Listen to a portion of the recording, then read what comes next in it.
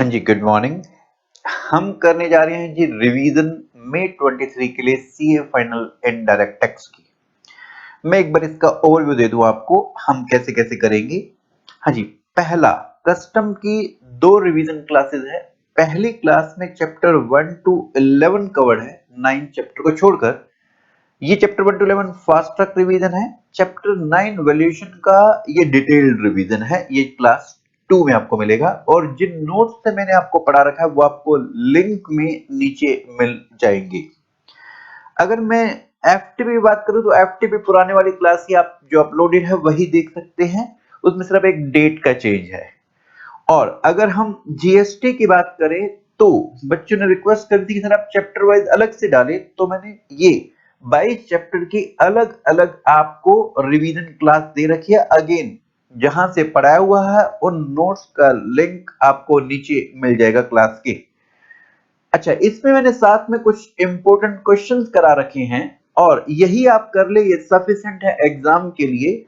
कुछ क्वेश्चंस जो कवर्ड है उसमें से इन क्लासेस के साथ में वो इसी फाइल में मिल जाएंगे, इसका भी लिंक आपको नीचे मिल जाएगा क्लास के।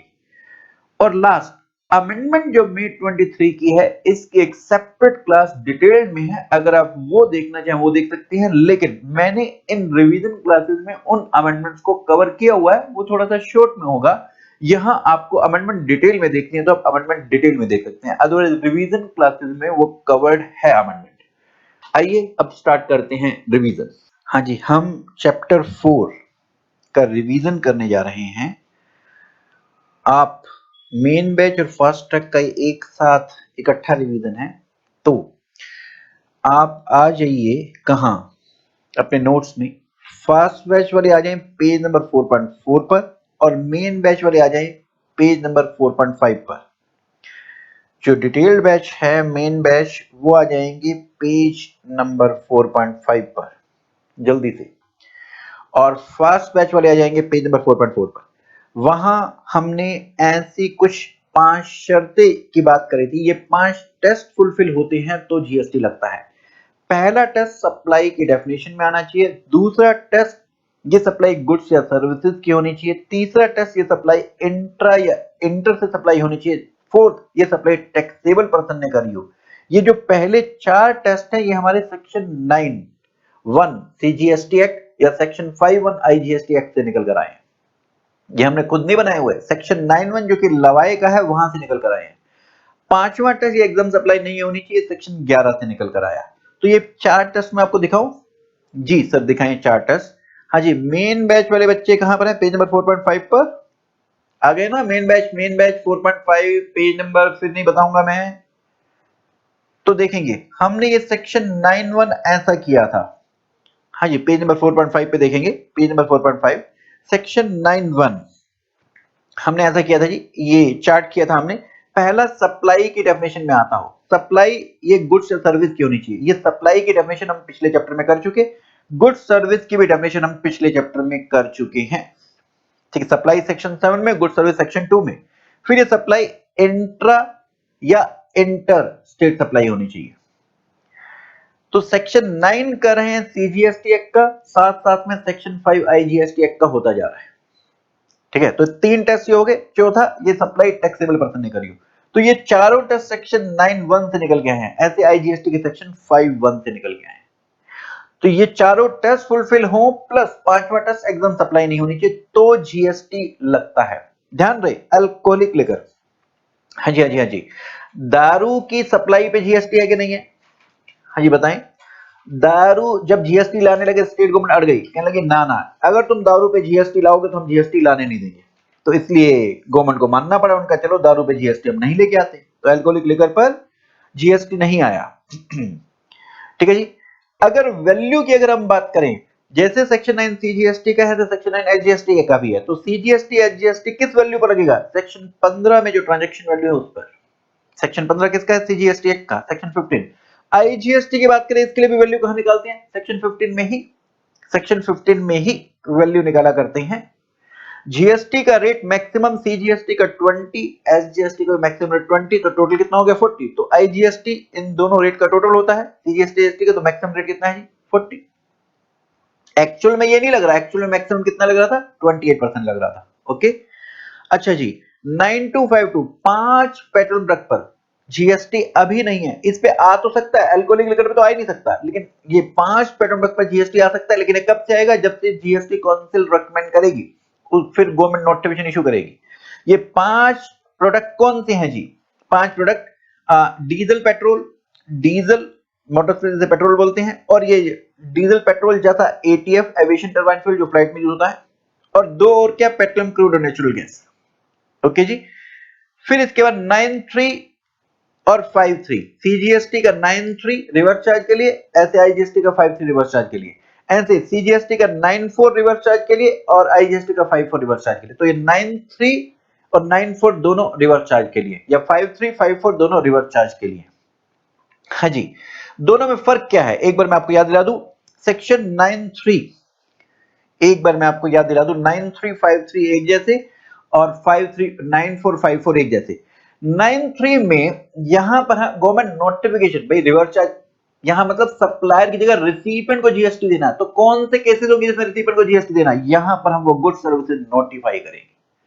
जैसे फॉर एग्जांपल ट्रांसपोर्ट की सर्विस, जैसे एडवोकेट की सर्विस, स्पॉन्सरशिप की सर्विस, यहां नोटिफाई हो रहा है कि यहां पर रिवर्स चार्ज में रिसिपेंट को जीएसटी, रिसिपेंट को जीएसटी देना, तो फिर सारी फॉर्मेलिटी उसे करनी होगी, रजिस्ट्रेशन कराना, रिटर्न फाइल करना, एक्सेट्रा, तो इस एक्ट के सारे प्रोविजन उसे फॉलो करने होंगे। तो 9353 में हमने सिर्फ गुड्स या सर्विसेज के नाम बताए हैं, लेकिन 9454 में हम क्या बता रहे हैं जी, नोटिफिकेशन में, हम नोटिफिकेशन तो यहां पर भी इशू होगा, जैसे यहां इशू हुआ था, यहां पर हम अनरजिस्टर्ड सप्लायर से अगर परचेज किया, ध्यान रहे 94 में, यहां हमने नहीं बताया था 935 में किससे परचेज किया, किससे परचेज करो, लेकिन 94 में हम बता रहे हैं कि अगर तुमने अनरजिस्टर्ड सप्लायर से, किससे अनरजिस्टर्ड सप्लायर से किसने परचेज किया, उस रिसिपेंट का नाम भी हम नोटिफाई करेंगे। ओहो, यहां पर हम रिसिपेंट का नाम नोटिफाई करेंगे, इधर ऐसा कुछ नहीं था 93 में।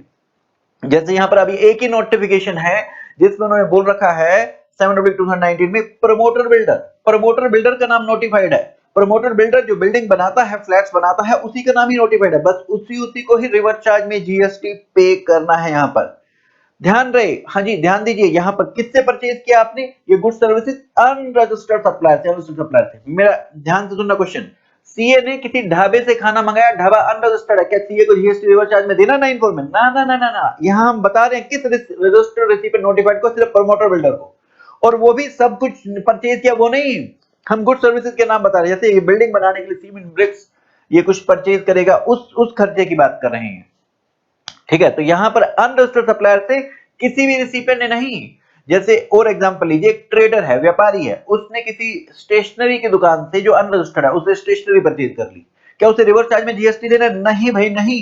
94 में हम कह रहे हैं कि हम बता रहे हैं अनरजिस्टर्ड सप्लायर से किस रजिस्टर्ड रिसिपेंट ने, प्रमोटर बिल्डर का नाम है और किसी का नाम नहीं है। अच्छा, यही गुड्स मान लीजिए सीए ने अपना ऑफिस बनवाना, उसने सीमेंट ब्रिक परचेज के लिए अनरजिस्टर्ड से, क्या रिवर्स चार्ज में आएगा? ना भी ना, हमने प्रमोटर बिल्डर का नाम बोला है, प्रमोटर बिल्डर का नाम बोला है यहां पर, इसमें सिर्फ एक का रजिस्टर्ड रिसिपेंट का, तो रिसिपेंट का नाम भी हमने नोटिफाई किया है। तो 94 में रजिस्टर्ड रिसिपेंट का ही नाम बताया, बस इसी को ही रिवर्स चार्ज में जीएसटी जमा कराना है अगर अनरजिस्टर्ड सप्लायर से परचेज किया, तो रिसिपेंट को जीएसटी जमा कराना है, फिर इस पे एक्ट के सारे प्रोविजन एप्लीकेबल हो जाएंगे। थोड़ा सा 94 को और मैं डिटेल में बता दूं, हाँ जी ध्यान दीजिए, 93 में ये वाली बात नहीं है, रजिस्टर्ड रिसिपेंट कौन सा है, नोटिफाइड नहीं, हम ये नहीं बोल रहे, हम सिर्फ यहां गुड्स सर्विसेज के नाम बताएंगे, और ये किससे परचेज किया ये बात भी नहीं है यहां पर। 93 में ये वाली बात भी नहीं है कि किससे परचेज किया, चाहे रजिस्टर्ड से अनरजिस्टर्ड से, ये कुछ नहीं, हम यहाँ गुड सर्विसेज के नाम बता रहे हैं, उन गुड सर्विसेज के लिए आपको रिवर्स चार्ज में फिर जीएसटी देना होगा। और आपको मैं बता दूं, याद करा दूं, सेक्शन 24 में 12 केसेस है जिसमें रजिस्ट्रेशन कराना कंपलसरी होता है, उसमें एक केस ये है, अगर आपको रिवर्स चार्ज में जीएसटी देना तो रजिस्ट्रेशन कराना कंपलसरी होगा। अब 94 के लिए मैं आपको याद दिला दूं, क्या थोड़ा सा और 94, हाँ 94 रिवर्स चार्ज वाला, ये हाँ जी, सप्लायर अनरजिस्टर्ड है, इससे आपने परचेज किया सीमेंट ब्रिक्स स्टील टाइल्स, आपने कौन, आप प्रमोटर बिल्डर है, आप फ्लैट्स बनाया करते हैं, आप शॉप बनाया करते हैं, तो आपके लिए हम बोल रहे हैं रिवर्स चार्ज है। तो क्या ये प्रमोटर बिल्डर कुछ भी अनरजिस्टर्ड से परचेज नहीं कर सकता? कर सकता है। कितना परचेज कर सकता है? 20% तक। 80% रजिस्टर्ड से परचेज करे, 20% अनरजिस्टर्ड से परचेज करे, हम इससे कोई रिवर्स चार्ज में जीएसटी नहीं मांगे। क्या क्या क्या हम कह रहे हैं, रियल एस्टेट में अगर प्रमोटर बिल्डर लेस देन 80% अगर रजिस्टर्ड से परचेज करेगा, तब इसे रिवर्स चार्ज में जीएसटी देना है। तब इसे शॉर्टफॉल पर ये जो शॉर्टफॉल पर ब्रिक सीमेंट परचेज किया रजिस्टर्ड से, इस पे जीएसटी रिवर्स चार्ज में देना है 18%। हाँ जी, फॉर एग्जांपल मान लीजिए 1 करोड़ का खर्चा हुआ, उसमें से इसने 80% 80 लाख तक का मटेरियल या सर्विसेज रजिस्टर से परचेज कर लिया। 20 लाख भले ही रजिस्टर से परचेज किया, हम कुछ भी जीएसटी रिवर्स चार्ज में नहीं मांगेंगे। लेकिन अगर मान लीजिए 70 लाख की परचेज रजिस्टर से करके तो 10 लाख का शॉर्टफॉल हो गया, तो जो शॉर्टफॉल हो गया उस शॉर्टफॉल पर रिवर्स चार्ज में जीएसटी 18% देना होगा। लेकिन इसके अलावा इसमें सीमेंट और कैपिटल गुड्स को इंक्लूड नहीं करें। अगर सीमेंट रजिस्टर से परचेज किया, रिवर्स चार्ज में जीएसटी देना ही होगा, उस पर प्रेजेंटली रेट है 28%। ऐसे अगर इसने कैपिटल गुड्स रजिस्टर से परचेज कर लिए, फिर से जीएसटी रिवर्स चार्ज में देना ही होगा, जो भी कैपिटल गुड्स पे रेस्पेक्टिव रेट होगा। जैसे इसने मिक्सचर परचेज किया है, क्रेन परचेज करी है, तो जो भी इस पर रेट होगा कैपिटल गुड्स पे वो लगेगा ही लगेगा। शॉर्टफॉल 80% में शॉर्टफॉल सिर्फ बाकी गुड्स सर्विसेज की देखनी है, सीमेंट की नहीं देखेंगे। सीमेंट पे रजिस्टर से परचेज किया तो देना ही होगा जीएसटी रिवर्स चार्ज में, और अगर कैपिटल गुड्स रजिस्टर से परचेज की तो ही जीएसटी रिवर्स चार्ज में देना ही होगा। इसके लिए मैंने आपको क्वेश्चन दिखाए थे, एक बार मैं आपको क्वेश्चन से दिखा दूं, यहां से आपको आइडिया लग जाएगा।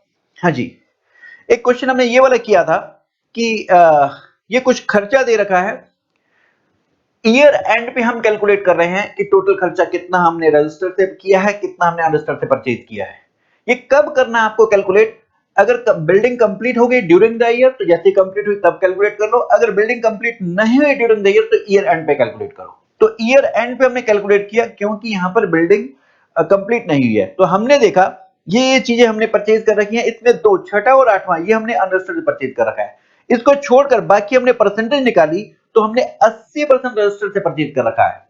80% रजिस्टर से परचेज कर रखा है, तो 80% रजिस्टर से परचेज कर रखा है। अब चाहे भले अनरजिस्टर से परचेज कर रखा हो, कोई फर्क नहीं पड़ता। अब हमें रिवर्स चार्ज में कुछ भी जीएसटी नहीं देना है। इसमें पेंट एल्यूमिनियम हमने अनरजिस्टर से परचेज कर रखा 20%, कोई फर्क नहीं पड़े। हाँ, लेकिन अगर इसमें सीमेंट अगर होता, अगर इसमें सीमेंट होता अगर अनरजिस्टर्ड से, तो फिर हम जीएसटी रिवर्स चार्ज में देना पड़ता। जैसे फॉर एग्जांपल ऊपर वाले एग्जांपल में देखें, हमने यहां पर वही सेम चीज है, हमने 85% रजिस्टर से परचेज कर रखा है, लेकिन 80% से ज्यादा रजिस्टर से परचेज कर रखा है, कोई शॉर्टफॉल नहीं है, लेकिन हमने सीमेंट अनरजिस्टर से परचेज कर लिया। क्योंकि हमने सीमेंट अनरजिस्टर से परचेज कर लिया, अब हमें जीएसटी रिवर्स चार्ज में देना ही होगा, भले हमने 80% वाली कंडीशन फुलफिल कर दी है। भले हमने 80% वाली कंडीशन फुलफिल कर दी है, फिर भी हमें सीमेंट, क्योंकि अनरजिस्टर्ड से परचेज कर लिया, इसलिए हमें सीमेंट पर 28% जीएसटी रिवर्स चार्ज में देना होगा। एक और क्वेश्चन किया था हमने इसको समझाने के लिए। हाँ जी, अब यहां पर ये परसेंटेज हमारे को क्वेश्चन में निकाल कर दे रखी है। अच्छा, यहां पर टोटल ये 100% है, इसमें से हमने 50% रजिस्टर्ड से परचेज किया, बाकी 30% अनरजिस्टर्ड से। तो अब 30% पे मेरे को ये शॉर्टफॉल है, इस पे मेरे को रिवर्स चार्ज में जीएसटी देना। इसमें चेक कर लो कोई सीमेंट तो नहीं है, सीमेंट भी अनरजिस्टर्ड से है, तो पहले 15% सीमेंट वाला उठा लो। ये जो भी वैल्यू बनती है ये 15% है टोटल खर्चे का, तो इस पर आप 28% रेट 28% दो। बाकी जो शॉर्टफॉल है, बाकी 15% शॉर्टफॉल जो अमाउंट बनता है, उस पर आप 18% जीएसटी दे रिवर्स चार्ज में। ये हमने क्वेश्चन किया था, ठीक है जी। चलते हैं अब हम आगे, ये क्वेश्चन आपको दे रखा था। चलते हैं इसके बाद हम आगे 9394 भी हो गया, 5354 भी हो गया। अब हमारे 9555 पर, ये ई कॉमर्स ऑपरेटर है। पहले ई कॉमर्स ऑपरेटर का मीनिंग समझ लें, फिर उसके बाद में हम इसको करेंगे। हाँ जी, ई कॉमर्स ऑपरेटर कौन होता है? फास्टैग वाले तो अगले पेज पे आ गए ना, पेज नंबर 4.6 पर। इसके लिए जो मेन बैच वाले बच्चे हैं ये देखेंगे पेज नंबर 4.2 पर। ये वाली जो बात मैं दिखा रहा हूं मेन बैच के लिए 4.2, पेज नंबर 4.2, ये ई कॉमर्स ऑपरेटर। हाँ जी, ई कॉमर्स क्या है? वेबसाइट से, पोर्टल से जो ऑनलाइन गुड्स या सर्विसेज या डिजिटल प्रोडक्ट बेच रहे हैं इलेक्ट्रॉनिक नेटवर्क के ऊपर, वो है ई कॉमर्स। अब वो जो वेबसाइट पोर्टल जो ओन, मैनेज, ऑपरेट कर रहा है, उसे हम बोलेंगे ई कॉमर्स ऑपरेटर। तो ई कॉमर्स ऑपरेटर कौन है? हु ओन्स, ऑपरेट और मैनेज, जो ओन, ऑपरेट और मैनेज करता है उस इलेक्ट्रॉनिक फैसिलिटी या प्लेटफॉर्म को, उसे हम बोल रहे हैं जी, ये है ई कॉमर्स ऑपरेटर। Amazon की वेबसाइट से लोग अपना सामान बेचते हैं, फ्लिपकार्ट, ओला, उबर के थ्रू यहां पर लोग अपना सामान बेच रहे हैं, सर्विस दे रहे हैं। तो क्या ये Amazon, फ्लिपकार्ट, ओला, उबर क्या ओन, ऑपरेट, मैनेज करते हैं उस इलेक्ट्रॉनिक फैसिलिटी, उस वेबसाइट को, उस पोर्टल को? जी हाँ, ये ई कॉमर्स ऑपरेटर हैं। हाँ जी, मेरा क्वेश्चन ये है क्या कि क्या अगर अगर अगर Amazon खुद का सामान अपनी इस वेबसाइट से बेचना शुरू कर दे, तो क्या तब भी वो ई कॉमर्स ऑपरेटर है? जी हाँ, क्योंकि वो ओन, ऑपरेट, मैनेज कर रहा है उस वेबसाइट को। मैं सीए मनोज बत्रा अपनी वेबसाइट से पेन ड्राइव बेच रहा हूं, क्या उस वेबसाइट को मैं ऑन, ऑपरेट, मैनेज करता हूं? जी हां, ऑन, ऑपरेट, मैनेज करता हूं। तो मतलब जिसकी भी वेबसाइट, जिसका भी पोर्टल है, वो चाहे अपना प्रोडक्ट बेच रहा हो या किसी और का प्रोडक्ट बेच रहा हो, किसी और के प्रोडक्ट बेच रहे हैं, जो भी उस वेबसाइट, उस पोर्टल को, उस इलेक्ट्रॉनिक फैसिलिटी को ऑन, ऑपरेट, मैनेज करता है, वो क्या है जी? वो ई कॉमर्स ऑपरेटर है, वो ई कॉमर्स ऑपरेटर है। इसके लिए अगर याद कराऊं तो मैंने आपको ये क्वेश्चन कराया था, ये सुविधा टेक्नोलॉजी किसी सॉफ्टवेयर डेवलपर जो कि सुविधा टेक्नोलॉजी है, इससे हमने अपनी वेबसाइट डेवलप कराई थी। चेन्नई क्रिएशन इसने अपनी वेबसाइट डेवलप कराई थी। तो सुविधा क्रिएशन को इसने जो सॉफ्टवेयर डेवलपर है उसको पेमेंट कर दी और अपनी वेबसाइट की ओनरशिप ले ली। तो यहाँ पर किसको माना जाएगा ई कॉमर्स ऑपरेटर? सुविधा क्रिएशन को, क्योंकि वेबसाइट हमारी, हमने उससे तो बनवाई है। ऐसे डेवलपर तो कई होते हैं, वो तो सभी के लिए बनाते हैं। तो जो सॉफ्टवेयर डेवलप कर रहा है या वेबसाइट बना के दे रहा है वो ई कॉमर्स ऑपरेटर नहीं है। जिसने बनवाई उसने पैसे देके बिल बनवाया और अपने नाम से ओनरशिप राइट्स ले लिए। तो जैसे सीए मनोज बत्रा, मैं किसी से वेबसाइट बनवाता हूं, वो सॉफ्टवेयर डेवलपर है, वो थोड़ा ना ऑन मैनेज ऑपरेट करेगा। मैं पैसे देके अपने ओनरशिप राइट्स ले लूंगा, तो मैं हूं ई कॉमर्स ऑपरेटर। तो यहाँ पर चेन्नई क्रिएशन को हमने बोला था ये ई कॉमर्स ऑपरेटर है।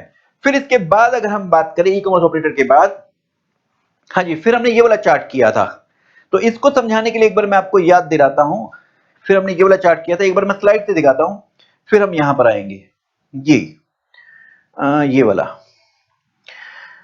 हाँ जी, मिस्टर ए ये अमेज़न के थ्रू अगर कुछ गुड्स बेचना चाहता है, हेलो हेलो हेलो, ये मिस्टर ए अगर ये गुड्स बेचना चाहता है अमेज़न के थ्रू, क्या पहले इसे जीएसटी में रजिस्ट्रेशन कराना पड़ेगा? जीएसटी डिपार्टमेंट मिस्टर ए के पास आ गया, अरे तू तो बड़ा आदमी हो गया, पहले तूने दुकान खोली थी, लोकल सामान बेचा, बड़ा मशहूर हो गया, अब तू ऑनलाइन भी सामान बेच रहा है। बोले हाँ, बोले पहले जीएसटी में रजिस्ट्रेशन करा। तो सेक्शन 24 में जो 12 केसेस है जहां रजिस्ट्रेशन कराना कंपलसरी होता है, उसमें से एक केस ये भी है। अगर आप ई कॉमर्स ऑपरेटर के थ्रू गुड्स बेचना चाहते हैं, सर्विसिंग गुड्स बेचना चाहते हैं, तो पहले आपको रजिस्ट्रेशन कराना कंपलसरी है। तो मिस्टर ए ने रजिस्ट्रेशन करा रखा है जी, जीएसटी में कंपलसरी है। अच्छा जी, अब मिस पी ने क्या किया, अमेज़न की वेबसाइट पे गई, ये कोई फोन परचेज करना चाहती थी, इसने सेलेक्ट किया सबसे अच्छा फोन कौन सा है और सबसे कम रेट वाला कौन सा, मिस्टर ए का इसको पसंद आ गया फोन, तो इसने मिस्टर अमेज़न को पैसे दे दिए, ऑर्डर इसको दे दिया अमेज़न को। अमेज़न क्या करेगी, अब इसको ये ऑर्डर इस मिस्टर ए को थमा देगी, बोलेगी उसके पास फोन भेजो और बिल भेजो।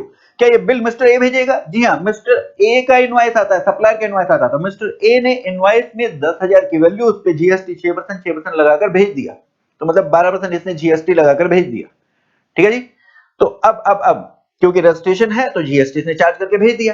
क्या इस अमेज़न इको पर रजिस्ट्रेशन कराना कंपलसरी है? जी, अगला पॉइंट लिखा हुआ है वहां पर सेक्शन 24 में, इस ई कॉमर्स ऑपरेटर को टीसीएस कलेक्ट करना है, टैक्स कलेक्शन रिसोर्स, ये आप चैप्टर 12 में पढ़ेंगे। टीसीएस कलेक्ट करना है कितना? 1%।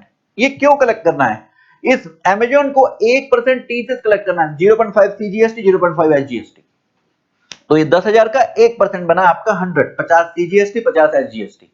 ये टीसीएस क्यों कलेक्ट करना भाई? 1% ये कलेक्ट करके गवर्नमेंट को जमा करा देगा इस ए के बिहाफ पर, ए के बिहाफ पर। अब ए क्या करेगा? बाकी 11% जमा कराना है, क्योंकि ये जो 1% इसने काटा ये इसके कैश लेजर में आ जाएगा। ये जो इसने काटा ये इसके कैश लेजर में आ जाएगा, ये इसके कैश लेजर में आ जाएगा, बाकी ये 11% जमा कराएगा जी, ताकि ये ट्रांजेक्शन ट्रैक हो जाए, इसलिए ऐसा किया था। तो यहां पर ए को रजिस्ट्रेशन कराना कंपलसरी है सेक्शन 24 में, ये इको के थ्रू बेच रहा है, इको को भी रजिस्ट्रेशन कराना क्योंकि इसे टीसीएस कलेक्ट करना है। ठीक है जी। एक और एग्जांपल देखते हैं, मिस्टर ए ने अब इंटरस्टेट सेल किया, मिस पी यूपी वाले का ऑर्डर आया है, मिस्टर ए दिल्ली का है, मिस पी यूपी की है, तो इसके बेसिस पे डिसाइड होगा कि इंट्रा एंटर ये इंटरस्टेट सप्लाई है। तो अमेज़न को इसने ऑर्डर दिया था, अमेज़न ने इसे ऑर्डर दे दिया, अब ये आगे फोन भेज रहा है, तो इसमें क्या लगाएगा? आईजीएसटी लगाएगा, आईजीएसटी लगाएगा। अब जो अमेज़न टीसीएस कलेक्ट करेगी ये भी कौन सा? 1% आईजीएसटी वाला टीसीएस कलेक्ट कर लेगी। ठीक है जी। तो दोनों रजिस्ट्रेशन कराना है। यहां तक बात समझ में आती है जी? ये हो गया गुड्स का, यहां तक हो गया, इतना हो गया गुड्स का। अगर मैं अपना चार्ट दिखाऊं इसमें, तो चार्ट में यही इतना दे रखा था कि ये देखेंगे, गुड्स पहले, सर्विस को बाद में पढ़ेंगे, पहले गुड्स को। इस चार्ट में गुड्स अगर ई कॉमर्स ऑपरेटर के थ्रू बेची है तो यहां पर बोल रहा सप्लायर को रजिस्ट्रेशन कराना जरूरी है सेक्शन 24 में, क्योंकि इसे जीएसटी पे करना है। ई को क्यों रजिस्ट्रेशन कराएगा सेक्शन 24 में? क्योंकि इसे टीसीएस कलेक्ट करना है। ठीक है जी। अब इसके बाद इको के बाद, ये गुड्स के बाद अब हम आते हैं सर्विसेज पर। सर्विसेज में भी सेम ऐसा ही होगा। सर्विसेज में भी अगर सर्विसेज ई कॉमर्स ऑपरेटर के थ्रू दी जाती हैं, वही सर्विस का सप्लायर अपना जीएसटी चार्ज करेगा, ये अपना अमेज़न जो है अपना ई कॉमर्स ऑपरेटर क्या करेगा? टीसीएस कलेक्ट करेगा। हाँ जी। अब सुना सर्विस के बारे में थोड़ी सी कहानी। एक सीए अभी अभी नया क्वालिफाई हुआ है, उसने अभी क्लासें लेना शुरू किया। ठीक है जी। अब भी उसके पास कोई बच्चा नहीं आ रहा, तो उसने क्या किया, उसने सोचा मैं क्लासें रिकॉर्ड कर देता हूं घर पे ही। अभी तो सीए बना ही है, तो अभी थोड़ा ऑफिस खोल लेगा, तो अभी उसने घर से ही रिकॉर्ड करना शुरू किया, फोन लगाया, जो वेबसाइट ये पेन ड्राइव बेचा करती है, क्या मेरी भी पेन ड्राइव बेच लोगे? कोई मान गया, हाँ बेच लेंगे, हमारे को क्या है, हमारे को कमीशन दे देना। तो कहता है ठीक है जी। अब डिपार्टमेंट किसके पास पहुंच गया? जीएसटी डिपार्टमेंट, इस सीए के बाद जो नया नया अभी क्वालिफाइड हुआ था। अरे तुमने जीएसटी में रजिस्ट्रेशन कराया? बोले किस लिए? बोले तुम ई कॉमर्स ऑपरेटर वेबसाइट के थ्रू अपनी पेन ड्राइव बेच रहे हो। तो बोले अभी बिकी कहां है, अभी तो क्लास से रिकॉर्ड कर रहा हूं। बोले बिकेगी तो सही, बेचने से पहले रजिस्ट्रेशन कराना कंपलसरी होता है अगर ई कॉमर्स ऑपरेटर। मार दो तुम हमारे को, अभी पता नहीं बिकेगा नहीं बिकेगा, रजिस्ट्रेशन करा लो, रोज मैं तुम्हें निल निल के रिटर्न भरता रहूंगा। अभी हम बताओ 1 रुपया कमाई आई नहीं है। बोले तू तो बड़ा आदमी है। बोले मैं तो लड़की हूं, बड़ा तो बड़ी औरत है। बोले पागल आदमी, डिपार्टमेंट नालायक, बड़ा आदमी बड़ी औरत कर रहा है, नालायक कहेंगे, मैंने अभी शुरू ही किया है। अच्छा, सर्विस के केस में हो सकता है अभी दुकान नहीं खोली हो, तो सर्विस वाले ने गवर्नमेंट से रिक्वेस्ट करी, बोले हमारे को बड़ा आदमी बड़ी औरत मत मानो, तो हमारे लिए अभी रजिस्ट्रेशन कंपलसरी मत करो। तो उसने बोला ठीक है रो मत, जीएसटी डिपार्टमेंट बोला रो मत, हम तुम्हारे लिए क्या करते हैं जी, सर्विस के केस में तुम्हें अभी रजिस्ट्रेशन नहीं कराना। जब तुम्हारी जो टर्नओवर है 10 या 20 लाख जो भी तुम्हारे पर एप्लीकेबल होती है वो क्रॉस कर जाएगी, फिर रजिस्ट्रेशन कराना, फिर तुम गुड्स जैसे हो जाओगे, फिर तुम जीएसटी चार्ज करना, फिर टीसीएस कलेक्ट करना। तो बोले सर्विस के केस में रजिस्ट्रेशन कब कराना होगा? सर्विस के केस में रजिस्ट्रेशन तब तक नहीं कराना जब तक 10-20 लाख से कम है। अगर 10-20 लाख से कम है तो जीएसटी भी चार्ज नहीं करना, जीएसटी चार्ज नहीं करना तो टीसीएस की बात भी नहीं आएगी, जीएसटी चार्ज नहीं करना तो टीसीएस की। तो सर्विस में थोड़ा सा डिफरेंस है, यही डिफरेंस है कि ना रजिस्ट्रेशन जो भी इनकी रजिस्ट्रेशन की लिमिट है 10 या 20 लाख क्रॉस करने के बाद जीएसटी में रजिस्ट्रेशन कराना है, फिर ये अपना गुड्स के जैसे हो जाएंगे, फिर ये जीएसटी चार्ज करेंगे, फिर ये टीसीएस कलेक्ट करेंगे। लेकिन 10-20 लाख से पहले ना जीएसटी चार्ज करेंगे ना टीसीएस कलेक्ट होगा। तो अब उस चार्ट में ये वाला पॉइंट आपके पास में था, हाँ जी ये वाला पॉइंट था आपके पास में। सर्विस में 4 सर्विसेज की बात अलग है, वो हम बाद में बात करते हैं। ये बाकी सर्विसेज के लिए अगर ये रजिस्टर्ड सर्विस सप्लायर है, मतलब इसकी रजिस्ट्रेशन लिमिट से 10-20 लाख से क्रॉस कर गई है लिमिट, तब ये सप्लायर यही गुड्स की तरह हो गया, ये रजिस्ट्रेशन कराएगा और जीएसटी पे करेगा, इको टीसीएस कलेक्ट करेगा। अब जरा 4 सर्विस की बात करते हैं जी। इसी के लिए 95 हम करने जा रहे थे। 4 सर्विसेज केस में इको जीएसटी पे करेगा, इको ही, ये कोई टीसीएस की बात नहीं आएगी, इको ही रजिस्ट्रेशन कराएगा, इको ही जीएसटी पे करेगा। अब इसमें मैं 4 सर्विसेज के एग्जांपल लेता हूं। पहला, ड्राइवर। एक ड्राइवर है, उसने इस ओला उबर के थ्रू सर्विस दी। ड्राइवर के घर डिपार्टमेंट पहुंच गया, कहने लगा तूने जीएसटी में रजिस्ट्रेशन कराया क्योंकि तू ई कॉमर्स ऑपरेटर के थ्रू सर्विस दे रहा है। जब पहुंचा वहां पे ऑलरेडी बैंक वाले पहुंचे हुए थे, वो कह रहे थे इसने किस्त नहीं चुकाई, गाड़ी इसकी किस्तों पे चल रही है, खोली में रहता है, खुद गाड़ी ही किस्तों पे चल रही है। उधर बैंक पहले ही गाड़ी उठाने के लिए आया हुआ था, जीएसटी डिपार्टमेंट पहुंच गया, कह रहा मैं लूंगा गाड़ी। दोनों आपस में लड़े, गाड़ी के 2 पहिए आगे टूट गए, उस पीछे 2 टूट गए, दोनों आपस में लड़ गए, अचानक आग लगी, टायर में भी आग लगी। वो टायर जो जलता हुआ जीएसटी डिपार्टमेंट के गले में डाल दिया बैंक वाले ने। जीएसटी डिपार्टमेंट बड़ी मुश्किल से महीने बाद जाकर ठीक हुआ। बोले ना ना ना, ये ड्राइवर वाला केस हम ड्राइवर से जीएसटी में लेते हैं, इसमें हम बोल देते हैं ई कॉमर्स ऑपरेटर ओला उबर को ही बोल देते हैं तू जीएसटी दे। तो ये जो पहली सर्विस है पैसेंजर ट्रांसपोर्ट की सर्विस, अगर इको के थ्रू दी जाती है, पैसेंजर ट्रांसपोर्ट की सर्विस अगर इको के थ्रू दी जाती है, ये 4 सर्विसेज के नाम है।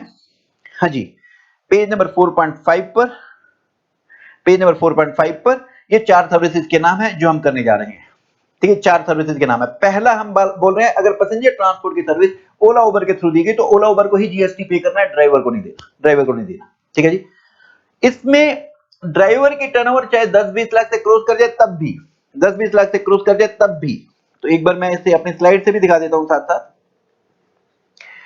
तो यहां पर हमने पहली बात करी, अगर पैसेंजर ट्रांसपोर्ट की सर्विस ये ड्राइवर दे रहा है ओला उबर के थ्रू, तो यहां ई कॉमर्स ऑपरेटर ओला उबर ही जीएसटी पे करेगा, कोई टीसीएस की बात नहीं आएगी। ठीक है जी, ओला उबर ही जीएसटी पे करेगा। अब ये मोटर व्हीकल कोई भी हो सकता है, radio taxi, motor cab, maxi cab, omni cab, कुछ भी हो सकता है जी। तो अगर ये ओला उबर के थ्रू दी तो उबर ही जीएसटी पे करेगा। अच्छा, ये ड्राइवर या जो ये पैसेंजर ट्रांसपोर्ट वाली जो कंपनी है, अगर इसकी टर्नओवर 10-20 लाख से क्रॉस कर गई तो तब भी कुछ नहीं, तब भी यहीं पे उबर ही जीएसटी पे करता रहेगा, ओला उबर ही जीएसटी पे करता रहेगा, भले इसकी टर्नओवर 10-20, मतलब ये रजिस्टर्ड है अनरजिस्टर्ड है इससे कोई मतलब नहीं है, यहां हम ओला उबर से ही जीएसटी लेंगे, ओला उबर से ही जीएसटी लेंगे। ठीक है जी। अच्छा, ऐसा ही एक पॉइंट ये अभी ऐड किया गया, ऐसे एक पॉइंट कौन सा ऐड किया गया, रेस्टोरेंट का। अगर रेस्टोरेंट स्विगी जोमेटो के थ्रू सर्विस दे रहा है, रेस्टोरेंट स्विगी जोमेटो के थ्रू ये रेस्टोरेंट की सर्विस दे रहा है तो स्विगी जोमेटो जीएसटी पे करेगा, स्विगी जोमेटो जीएसटी पे करेगा, स्विगी जोमेटो जीएसटी। तो जैसा ये फर्स्ट पॉइंट था ऐसा ही सर, अगर यहाँ पर जो रेस्टोरेंट है इसकी टर्नओवर 10-20 लाख से क्रॉस कर गई तब भी स्विगी जोमेटो ही जीएसटी पे करता रहेगा। जैसे ड्राइवर था ना उसकी तरह ही हो गया, चाहे ये रेस्टोरेंट रजिस्टर्ड है या अनरजिस्टर्ड है इससे कोई मतलब नहीं है। ये रेस्टोरेंट चाहे रजिस्टर्ड अनरजिस्टर्ड हो इससे मतलब ये स्विगी जोमेटो को ही, ये Swiggy Zomato e commerce operator है, इन्हें ही जीएसटी पे करना पड़ेगा। लेकिन अगर रेस्टोरेंट बड़ा है, बड़ा मतलब क्या है, जिसके यहाँ पे वो रेस्टोरेंट वाली सर्विस तो देता ही है, इसके यहाँ पे होटल रूम भी है और जो होटल रूम है उसका डिक्लेयर टैरिफ मतलब जो पैम्पलेट में उन्होंने रेट छाप रखा है, एक रूम का किराया पर डे 7500 से ज्यादा है।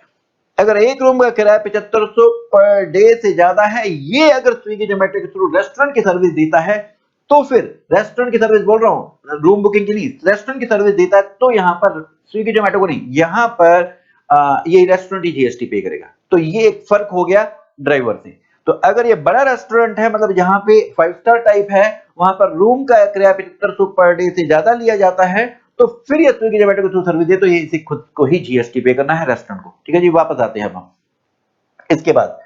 हाँ जी, इसके बाद सेकंड और थर्ड पॉइंट जरा सुनिएगा, ये अब एक जैसे हैं। छोटा होटल है, छोटा होटल है, ये रूम बुकिंग की सर्विस दिया करता है, किसके थ्रू, ट्रिवेगो के थ्रू। यहाँ ट्रिवेगो ही जीएसटी पे करेगा। डिपार्टमेंट इसके पास भी गया था जीएसटी मांगने के लिए, होटल रूम वाले थे। छोटे से होटल रूम होते हैं इनके, ऐसे सही से साफ सुथरे भी नहीं है। डिपार्टमेंट गया, डिपार्टमेंट को अंदर बंद कर दिया, अंदर इतनी स्मेल है उसकी, सांस बस ऐसे ऑक्सीजन का सिलेंडर चाहिए, मरने ही लगा था। लात मारी उसने दरवाजे को, दरवाजा टूट गया तो भागा वहां से बड़ी मुश्किल से जीएसटी डिपार्टमेंट।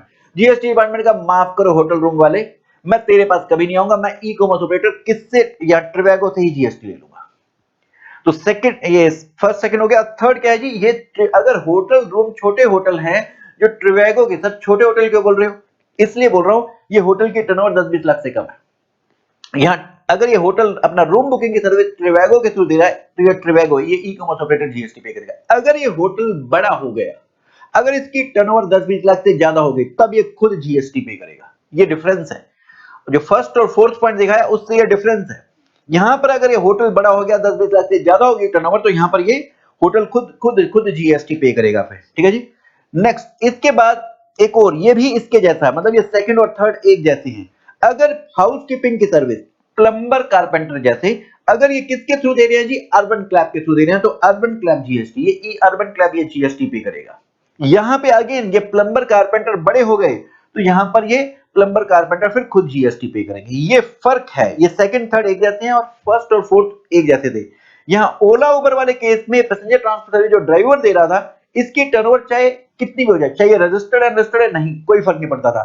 ऐसे रेस्टोरेंट वाले में भी रजिस्टर्ड रजिस्टर्ड से फर्क नहीं पड़ता था। तो फर्स्ट और फोर्थ एक जैसे हैं, सेकंड और थर्ड एक जैसे हैं। जो छोटे होटल रूम बुकिंग कराते हैं या ये हाउसकीपिंग की सर्विस जो दिया करते हैं, अगर ये छोटे हैं फिर ये इको के थ्रू सर्विस देते हैं तो इको जीएसटी पे करेगा। अगर ये बड़े हो गए तो फिर खुद जीएसटी पे करेंगे। ठीक है जी, अब यही बात अगर आप अपने वहां पर नोट्स में देखें तो यही था पेज नंबर 4.5 पर, ये पहला पॉइंट था।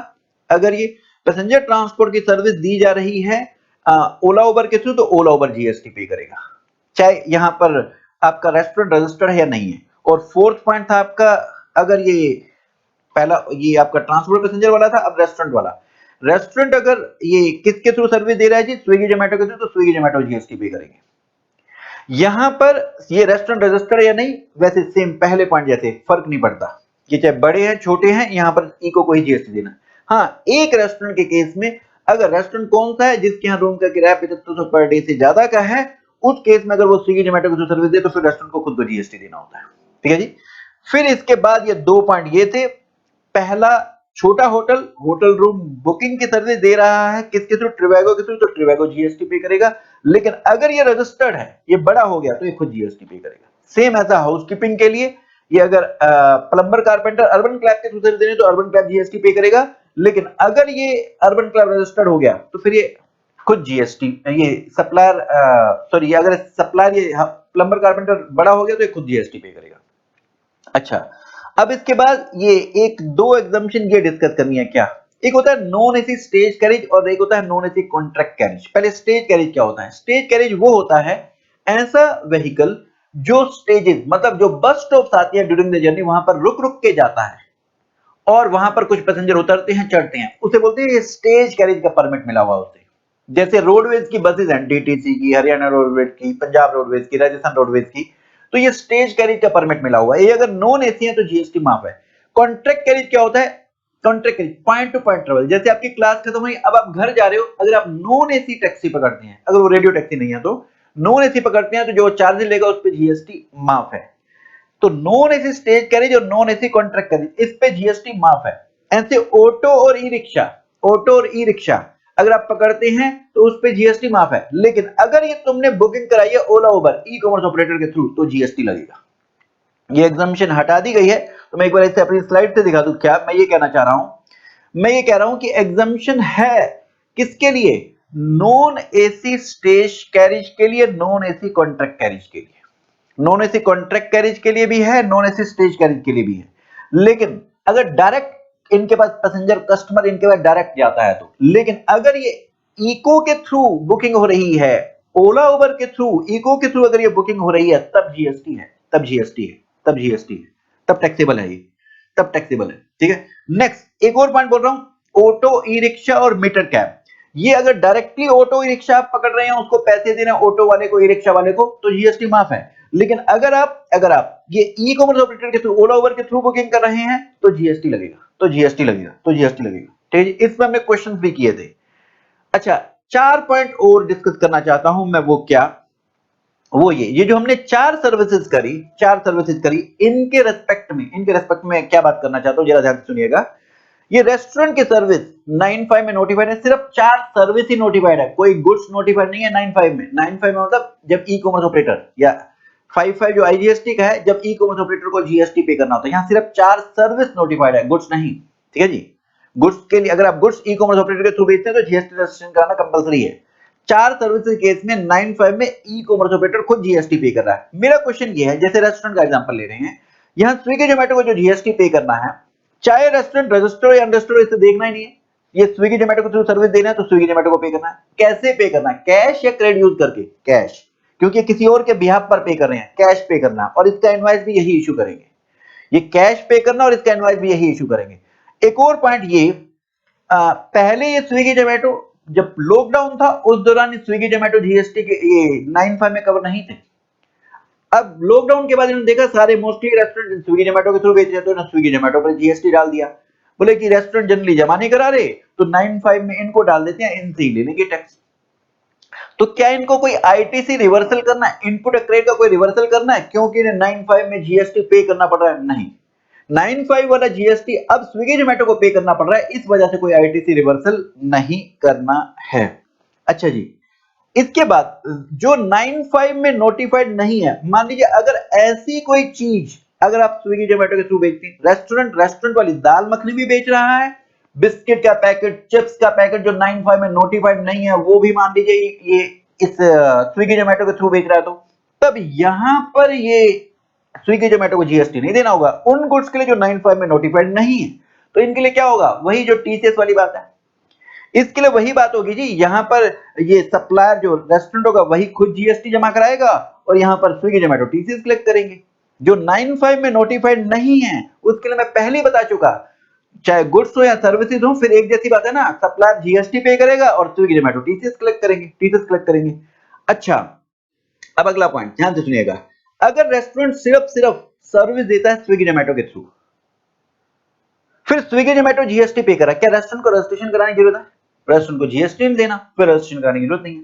लेकिन रेस्टोरेंट ये 95 वाली सर्विस के अलावा ये कोई गुड्स, आइसक्रीम, चॉकलेट, चिप्स का पैकेट, बिस्किट का पैकेट ये भी बेचना शुरू कर दिया, फिर तो रजिस्ट्रेशन के लिए चेक करेंगे ये रेस्टोरेंट वाली सर्विस प्लस ये जो आइसक्रीम, चॉकलेट, बिस्किट का पैकेट, चिप्स का पैकेट, ये टोटल टर्नओवर रेस्टोरेंट की अगर 20 लाख या 10 लाख जो से एक्सीड कर गई तो फिर इसे रजिस्ट्रेशन कराना कंपलसरी हो जाएगा। मतलब ये इसकी एग्रीगेट टर्नओवर में लिया जाएगा, ये इसकी रेस्टोरेंट के टर्नओवर में एग्रीगेट टर्नओवर में लिया जाएगा। ठीक है जी।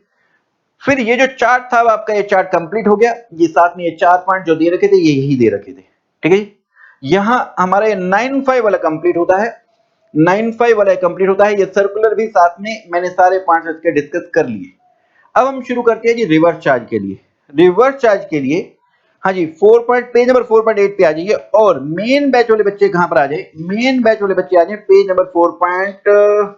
ये चार्ट अगर देखना है तो पेज नंबर 4.20 पर, ये वाला चार्ट देखने के लिए पेज नंबर 4.20 पर, मेन बैच वाले बच्चे आ जाएं पेज नंबर 4.20 पर, मेन बैच वाले बच्चे पेज नंबर 4.20 पर, और फास्ट ट्रैक वाले आ जाएंगे पेज नंबर 4.8 पर। ये फास्ट ट्रैक वाले फर्स्ट बैच वाले आ जाएंगे फटाफट से पेज नंबर 4.8 पर।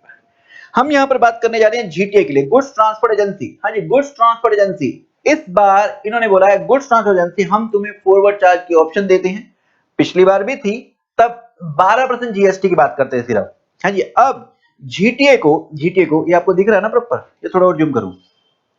हाँ जी, जीटीए को उन्होंने बोला है तुम अगर फॉरवर्ड चार्ज में जीएसटी देना चाहते हो तो तुम, अब हम ऑप्शन देते हैं, तुम 5% चार्ज करो, कोई क्रेडिट मत लेना, 12% चार्ज करो तो क्रेडिट मिल जाएगा। सर जीटीए होता क्या, पहले ये तो बताओ जी।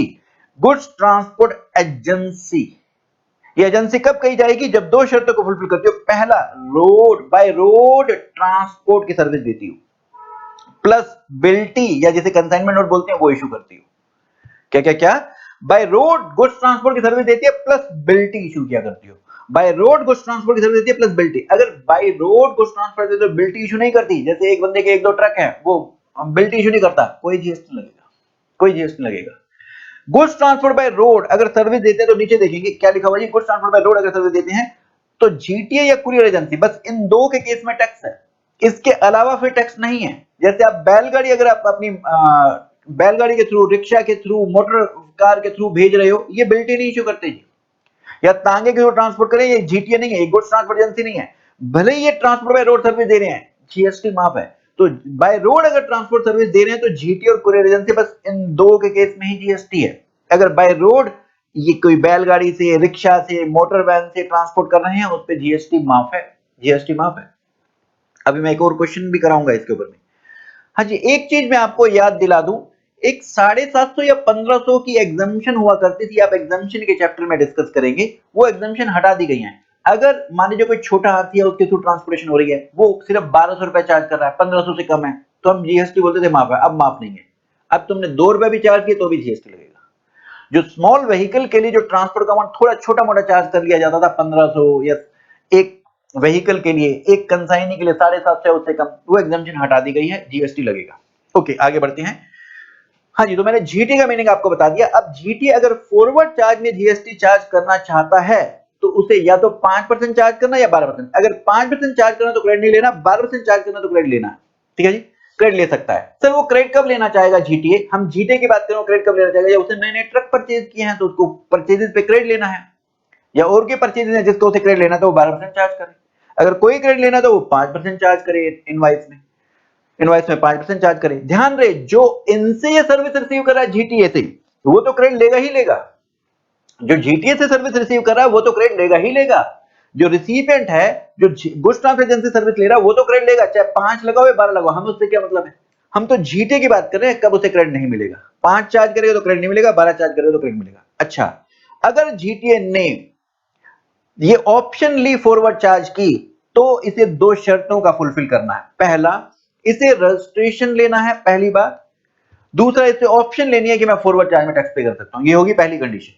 अगर जीटीए फॉरवर्ड चार्ज में देना चाहता है तो पहला रजिस्ट्रेशन लेना और फॉरवर्ड चार्ज में पे करने वाली ऑप्शन लेनी है। नंबर 2, जो टैक्स इनवॉइस इशू करेगा उसमें जीएसटी चार्ज करेगा और एक डिक्लेरेशन देनी है कि मैंने रजिस्ट्रेशन ले रखा है और मैं जीएसटी फॉरवर्ड चार्ज में दे रहा हूं। ठीक है जी, ये दो शर्तें इसे फुलफिल करनी होगी अगर इसे फॉरवर्ड चार्ज में जीएसटी पे करना है तो। अगली बात, अगर जीटीए ने अपने इनवॉइस में 5 या 12 नहीं चार्ज किया तो अब रिवर्स चार्ज की बात आएगी। अब रिवर्स चार्ज की बात आएगी। हाँ जी, रिवर्स चार्ज की क्या बात आएगी, अगर जीटीए फिर इन 7 बंदों को सर्विस दे रहा है तो ये 7 बंदे रिवर्स चार्ज में जीएसटी देंगे और रेट क्या होगा, 5%। फिर ये 7 बंदे रिवर्स चार्ज में जीएसटी देंगे, रेट क्या होगा, 5%। अब ये 7 बंदे कौन है, पहला, अगर जीएसटी में रजिस्टर्ड पर्सन है, अगर जीटीए ने सर्विस दी है जो जीएसटी में रजिस्टर्ड है, चाहे वो कंपनी हो, इंडिविजुअल हो, एचएफ हो, फैक्ट्री हो, सोसाइटी, कोई भी हो, अगर वो जीएसटी में रजिस्टर्ड है, अगर जीटीए ने अपनी इनवॉइस में 5 या 12 नहीं चार्ज कर रखा है तो फिर अगर ये जीएसटी रजिस्टर्ड पर्सन को सर्विस दिए तो ये बंदा 5% रिवर्स चार्ज में देगा, ये 5% रिवर्स चार्ज में देगा। ठीक है जी, अगर जीएसटी में रजिस्टर्ड नहीं है तो फिर चेक करो कहीं वो एफसीएस बीपी सीटीपी तो नहीं है। एफ मतलब F for factory, C for cooperative society, S for society, B for body corporate, P for partnership firm और CTP क्या है, कैजुअल टैक्सेबल पर्सन। अगर वो जीएसटी में रजिस्टर्ड नहीं है फिर वो factory society, cooperative society, body corporate, partnership firm तो नहीं है। अगर है तो फिर ये लोग 5% जीएसटी रिवर्स चार्ज में पे करेंगे। सर अगर ये रजिस्टर्ड है तो फिर तो डी पॉइंट में ही कवर हो गए ना। अगर फैक्ट्री सोसाइटी, ये बॉडी कॉर्पोरेट कंपनी अगर रजिस्टर्ड है तो फिर डी पॉइंट में ही कवर हो गए। अगर ये रजिस्टर्ड नहीं है तब भी यहाँ कवर हो गए। ठीक है जी। हाँ जी, यहाँ पर रजिस्टर्ड में डी पॉइंट है, अगर अनरजिस्टर्ड है तो ए बी, ये factory society, cooperative society, body corporate, partnership firm में कवर हो गए। अगर इनके अलावा कोई अनरजिस्टर्ड बंदा है, जैसे यहां पर इंडिविजुअल एचएफ का नाम नहीं लिखा हुआ जी, अगर इनके अलावा कोई अनरजिस्टर्ड बंदा जैसे इंडिविजुअल एचएफ, तो उसके लिए माफ है इंडिविजुअल एचएफ। और अगर ये कैजुअल टैक्सेबल पर्सन के लिए लिखा है अगर अनरजिस्टर्ड, तो नीचे दिखेंगे एग्जामिनेशन में। अगर जीटे ने सर्विस दिया अनरजिस्टर्ड पर्सन, जैसे example individual HF including unregistered casual taxable person, तो इनके लिए माफ है। किनको छोड़कर? इनके लिए एग्जामिनेशन नहीं है जिनको रिवर्स चार्ज में डाला था।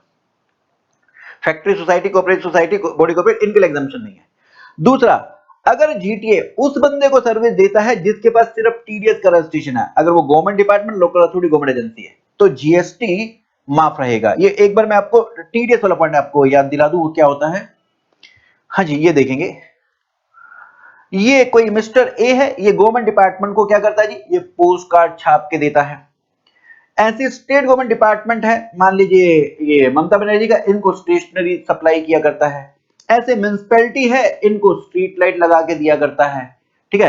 अब ये लोग गवर्नमेंट डिपार्टमेंट या लोकल अथॉरिटी, ये आप टीडीएस के चैप्टर 12 में पढ़ेंगे, ये लोग जब पेमेंट करेंगे तो ये 2% टीडीएस काट लेंगे। अगर कॉन्ट्रैक्ट की वैल्यू 2.5 लाख से ऊपर है, 1% सीजीएसटी, 1% एचजीएसटी, टीडीएस काटेंगे। तो इनके पास टीडीएस वाला रजिस्ट्रेशन होगा जी, इनके पास टीडीएस वाला रजिस्ट्रेशन होगा। वहां ये बोल रहा है अगर जो सर्विस देने वाला बंदा है, अगर वो जीटीए है, अगर वो इन टीडीएस वालों को, government department, local authority, government agency को सर्विस दे रहा है और इनके पास सिर्फ टीडीएस वाला रजिस्ट्रेशन है, तो जीएसटी माफ है और ये रिवर्स चार्ज से बाहर है। अगर इन्हें सर्विस दे रहा है तो जीटीए इनको सर्विस दे तो जीएसटी माफ है। क्यों? क्योंकि इनके पास सिर्फ टीडीएस वाला रजिस्ट्रेशन है। अगर इन्हें जीएसटी देना पड़े तो नॉर्मल रजिस्ट्रेशन लेना पड़ जाएगा। इन गवर्नमेंट डिपार्टमेंट खुद क्या रजिस्ट्रेशन लेगा नॉर्मल वाला? नहीं। तो इनका हमारे ऊपर से रिवर्स चार्ज भी हटा और एग्जामिनेशन भी दो। तो यहां अगर नेक्स्ट पॉइंट था, जीटी अगर इनको सर्विस दे रहा है जिनके पास टीडीएस वाला रजिस्ट्रेशन है, जैसे हम गवर्नमेंट डिपार्टमेंट, लोकल अथॉरिटी कह रहे हैं, सिर्फ टीडीएस वाला रजिस्ट्रेशन है, तो एग्जाम्प्ट है एंट्री 21B में। हाँ, इनके पास नॉर्मल रजिस्ट्रेशन होगा तो फिर रिवर्स चार्ज में जीएसटी देना होगा। ठीक है जी, नॉर्मल रजिस्ट्रेशन होगा तो रिवर्स चार्ज में जीएसटी देना होगा। यहां तक ये हमारा जीटे वाली बात खत्म होगी। अगर मैं इस पे एक क्वेश्चन दिखाऊं आपको, तो देखेंगे ये हमने क्वेश्चन किया था। हाँ जी, इसमें एक सेक्शन 8 जो पिछले सप्लाई वाला चैप्टर था, वो वाला भी इसमें यूज होगा। इसमें क्या था, मैं क्वेश्चन बता देता हूं, फटाफट से याद करा दूं।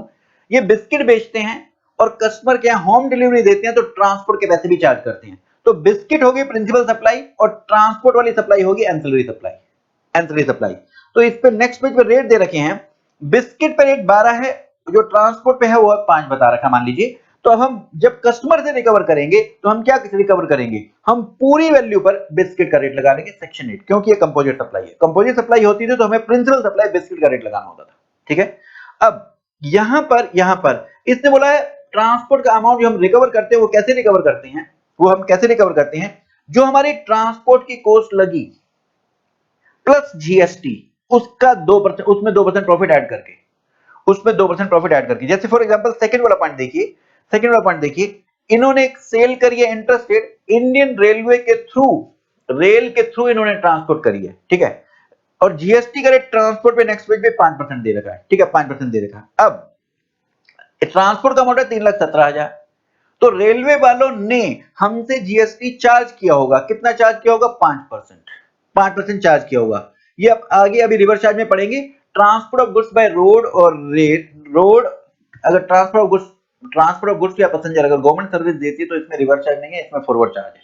तो रेलवे वालों ने हमसे क्या चार्ज किया होगा? 5% चार्ज किया होगा, क्योंकि रेट 5% दे रखा है, 15,850। तो अब हम जब कस्टमर से आगे रिकवर करेंगे तो हमारी ट्रांसपोर्ट की कॉस्ट 3,17,000 प्लस 15,850, तो टोटल ये कॉस्ट आ गई विद जीएसटी। इसका 102% ये हम कस्टमर से रिकवर करेंगे। तो बिस्किट की सेल 1,78,00,000 की है, प्लस ये हम आज से उस कस्टमर से 3,39,507 ये रिकवर करेंगे, और पूरी वैल्यू पर फिर हम जीएसटी का रेट कौन सा लगाएंगे? बिस्किट का 12%, बिस्किट का रेट लगाएंगे 12%। ठीक है जी, बिस्किट रेट लगाएंगे 12%। बात समझ में आई जी? अच्छा, इसमें आटा ट्रांसपोर्ट हो रहा है, आटा, दाल, चावल, दूध, नमक। इसकी ट्रांसपोर्ट पर जीएसटी माफ है, ये आप एग्जामिनेशन के चैप्टर में पढ़ेंगे। अब इसमें पहला पॉइंट है जी, मोटर कार के थ्रू भेजा है, ये जीटीए नहीं है जी। जो जीटीए है वो गुड्स व्हीकल के थ्रू भेजेगा और बिल्टी इशू करेगा, ये मोटर कार के थ्रू भेज रहा है, ट्रांसपोर्ट कर रहा है ये वाला, तो पहले वाले ट्रांसपोर्ट पर जीएसटी लगेगा ही नहीं, लगेगा ही नहीं।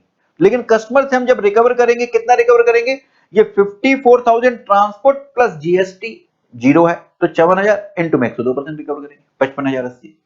ठीक है, नेक्स्ट सेकंड पॉइंट हमने ऑलरेडी कर लिया है। तीसरा पॉइंट, यहां पर क्या हम इंटरस्टेट सेल करते हैं और इसमें दो ट्रांसपोर्ट दिए हैं, कह रहा है कि हमने जो माल भेजा है 55 लाख का, वो हमने अलग अलग ट्रांसपोर्टर से बुक किया, टोटल ट्रांसपोर्ट अमाउंट 3,73,000 है, इसमें से 73,000 वो वाला फ्रेट है जिसमें जीटीएन हमसे 12% फॉरवर्ड चार्ज में हमसे ट्रांसपोर्ट पे जीएसटी चार्ज कर रहा है, तो 73,000 पे 12% ये अब हमें नहीं देना। फिर इस पे जिन जीटीए ने हमसे 12% चार्ज कर लिया, उस पे हमें फिर जीएसटी नहीं देना, बाकी बचा कौन सा 3 लाख, 73,000 पे 12% हमसे चार्ज ही कर रखा है जीएसटी फ्रेट पे, तो ये हमें नहीं देना, हमें 3 लाख पर देना है 5%, 15,000। जो 3 लाख बचा, इसका मतलब उन्होंने नहीं चार्ज कर रखा, नहीं चार्ज कर रखा जीटीए ने 5 या 12, तो हम क्या करेंगे, रिवर्स चार्ज में हम 5% देंगे। हम क्यों देंगे, क्योंकि हम एक्सवाइजेड लिमिटेड कंपनी है और हमारा जीएसटी में रजिस्ट्रेशन भी है। तो हमने पढ़ा था, अगर जीटीए इनवॉइस में 5 या 12 नहीं चार्ज करता है, अगर जीटीए अपना इनवॉइस में 5-12 नहीं चार्ज करता है, तब वो अगर इन 7 बंदों को सर्विस दे रहा है, जिसमें बॉडी कॉर्पोरेट में कंपनी भी आती थी या रजिस्टर्ड पर्सन भी लिखा हुआ था, तो रिवर्स चार्ज में जीएसटी देना था, इसलिए हम जीएसटी रिवर्स चार्ज में दे रहे हैं। ठीक है, रिवर्स चार्ज में जीएसटी दे रहे हैं। आटे की ट्रांसपोर्ट, नेक्स्ट पॉइंट, जीएसटी माफ है, इस पे जीएसटी लगेगा नहीं, ये सारी परचेज है, फिर ये हमारी परचेज है। फिर बटर परचेज है, ध्यान रहे, बटर की परचेज पर जीएसटी लगेगा। आटा, दाल, चावल, दूध की ट्रांसपोर्ट पर जीएसटी में बटर की ट्रांसपोर्ट जीएसटी लगेगा, तो 5,000 इंटू 5%, 1750 जीएसटी देगी। हाँ जी, इसमें इस क्वेश्चन में लोकल परचेज की या एक लोकल सेल पढ़ ली, क्योंकि क्वेश्चन में आंसर में थोड़ा सा चेंज है, तो इसे लोकल अगर मैं सेल पढ़ूं, चलो आगे बढ़ते हैं। जो लोकल सेल करी है इसकी बेकिंग पाउडर की, तो इसमें हमने सिर्फ 1500 ट्रांसपोर्ट चार्ज किया है, अभी थोड़ी देर पहले मैंने बताया था, जो 750 या 1500 वाली एग्जामिशन थी वो खत्म हो गई है, तो अब इस पे जीएसटी लगेगा, 5% हमें रिवर्स चार्ज में देना पड़ेगा। पहले 1500 या इससे कम फ्रेट ट्रांसपोर्ट अगर हम रिकवर करते थे तो जीएसटी माफ होता था, अब माफ नहीं है, अब इस पे हमें जीएसटी रिवर्स चार्ज में देना पड़ेगा। ठीक है जी, देना पड़ेगा। और लास्ट पॉइंट है कि हमने सिस्टर कंसर्न को अगर गुड्स भेजे हैं, उसका जो ट्रांसपोर्ट लगा, जीटीए ने नहीं चार्ज कर रखा हमसे कुछ, तो हम क्या करेंगे, रिवर्स चार्ज में 5% देंगे। वैसे इस क्वेश्चन में आगे दे भी रखा था कि जीटीए ने ऑप्ट नहीं किया फॉरवर्ड चार्ज में, अनटिल अनलेस कुछ स्पेसिफाइड हो। ठीक है, अब इसमें पहले पॉइंट में से पूछा था, बताइए कि टोटल जो आपको ट्रांसपोर्ट पे जीएसटी देना पड़ा, चाहे वो आपसे फॉरवर्ड चार्ज में रिकवर किया गया हो या रिवर्स चार्ज में रिकवर किया गया हो, बताएं वो कितना बनता है। ये हमने जो अमाउंट निकाले, पहले केस में नो जीएसटी, दूसरे केस में 15,850, तीसरे केस में 8,760, 15,000, फिर अगला एग्जाम था, फिर 1,750, फिर 75 और ये 2,000। ये वाली टेबल हमारी बन गई, ये टेबल बन गई। ठीक है, एक क्वेश्चन इसमें दूसरा इसने पूछा हुआ है कि अब जो आप कस्टमर से रिकवर करोगे, सेकंड क्वेश्चन है कि जो ट्रांसपोर्ट कॉस्ट आप कस्टमर को बिल करोगे, बिल कौन सी करेंगे, जो हमारी सेल होगी उन्हीं के लिए बिल करेंगे। तो जो मैंने रेड पेन से लिखा है, पहले केस में हम रिकवर करेंगे ये 55,080, दूसरे केस में 39,507, क्योंकि हम 2% प्रॉफिट ऐड करके रिकवर कर रहे थे। ठीक है, तो ये, और तीसरे केस में रिकवर करेंगे हम, तीसरे केस में हमारी सेल है, इसमें हम रिकवर करेंगे ट्रांसपोर्ट में अमाउंट ऐड करके। एक फोर्थ पॉइंट को हम सेल मान रहे हैं, तो इसका मतलब इसमें भी फिर हम रिकवर करेंगे। तो ये नेक्स्ट पॉइंट, नेक्स्ट पार्ट इसका यही था, ये हमने रिकवर किया था, और इस पे जीएसटी का बिस्किट का 12% फिर हम चार्ज करेंगे। ठीक है, 12% चार्ज करेंगे। चलते हैं हम इसके बाद आगे। हाँ जी, इसके बाद आगे बढ़ते हैं जी, नेक्स्ट पॉइंट। हाँ जी, लीगल सर्विस। लीगल सर्विस अगर अगर अगर एडवोकेट ने सर्विस दी है, जूनियर एडवोकेट है, सीनियर एडवोकेट है या एडवोकेट की फर्म है, अगर ये बड़ी बिजनेस एंटिटी को सर्विस दे तो जीएसटी है, और जीएसटी रिवर्स चार्ज में। बड़ी बिजनेस एंटिटी का मतलब क्या है, जिसकी टर्नओवर प्रीवियस ईयर में रजिस्ट्रेशन लिमिट से ज्यादा है। रजिस्ट्रेशन लिमिट आपकी थी 10 लाख या 20 लाख या 40 लाख, मतलब आपकी इस टर्नओवर, जिसको आपने सर्विस दिया उसकी टर्नओवर इससे ज्यादा है अगर प्रीवियस ईयर में, तो जीएसटी लगेगा, अदरवाइज जीएसटी माफ है। पहले मैं इनके मीनिंग बता देता हूं। सीनियर एडवोकेट क्या होता है, जिसको कोर्ट ने सीनियोरिटी का सर्टिफिकेट दे रखा है, कैसे, स्टैंडिंग एट बार। बार में बोतल कैसे पकड़ के खड़ा होता है, वो नहीं, ये बार काउंसिल की बात है, कहीं तो बार वो समझने बैठ जाओ। बार में स्टैंडिंग को देखते हुए, उसकी विशेष ज्ञान, स्पेशल नॉलेज को देखते हुए और लॉ के एक्सपीरियंस को देखते हुए, उसे सीनियोरिटी का सर्टिफिकेट मिलेगा, ठीक है। अच्छा, बिजनेस एंटिटी कौन है? जो भी बिजनेस कर रहा है, बिजनेस में प्रोफेशन भी इंक्लूड होता था, जो भी बिजनेस कर रहा है, इंडिविजुअल हो, एचएफ हो, फर्म हो, कंपनी, जो भी बिजनेस कर रहा है वो है बिजनेस एंटिटी, ठीक है जी। फर्म में एलएलपी भी इंक्लूड होगी। अब लीगल सर्विस का मतलब क्या है? एक इसमें इंक्लूड्स पार्ट है रिप्रेजेंटेशनल सर्विस। हाँ जी, रिप्रेजेंटेशनल सर्विस क्या होती है? मान लीजिए एक चोर था, वो 2 बार एक ही दुकान पर चोरी करते हुए पकड़ा गया। दूसरी बार जब पकड़ा गया, पुलिस ने उसको धर लिया। अब उसने अपने एडवोकेट को हायर किया। एडवोकेट ने उससे पूछा, भाई तो दूसरी बार एक ही दुकान पे चोरी करते हुए क्यों पकड़ा गया? भाई वहां क्यों गया था? कह रहे दुकान के बाहर लिखा था आपकी दुकान है, दोबारा अवश्य पधारे। तो मैंने सोचा मेरी ही दुकान है तो जाके मैं उठा लेता हूं, मेरा ही तो है। कह रहे वाह वाह वाह। अब इस चोर के बिहाफ पर एडवोकेट को हायर कर लिया। एडवोकेट कोर्ट के सामने इसका पक्ष रखेगा, ये तो गरीब आदमी है, एटसेट्रा एटसेट्रा। तो क्या ये रिप्रेजेंट कर रहा है उसको? जी। तो वो है रिप्रेजेंटेशनल सर्विस। मीन्स पार्ट में एडवाइस कंसल्टेंसी, और एक है word assistance in any branch. Law के किसी शाखा में असिस्ट करना।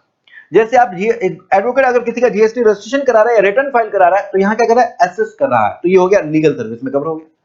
हाँ जी, मैं बोल रहा था ये एक एडवोकेट, एडवोकेट की फर्म या सीनियर एडवोकेट अगर बड़ी बिजनेस एंटिटी को सर्विस दे तो जीएसटी है। ऐसी आर्बिट्रल ट्रिब्यूनल अगर बड़ी बिजनेस एंटिटी को सर्विस दे तो जीएसटी है।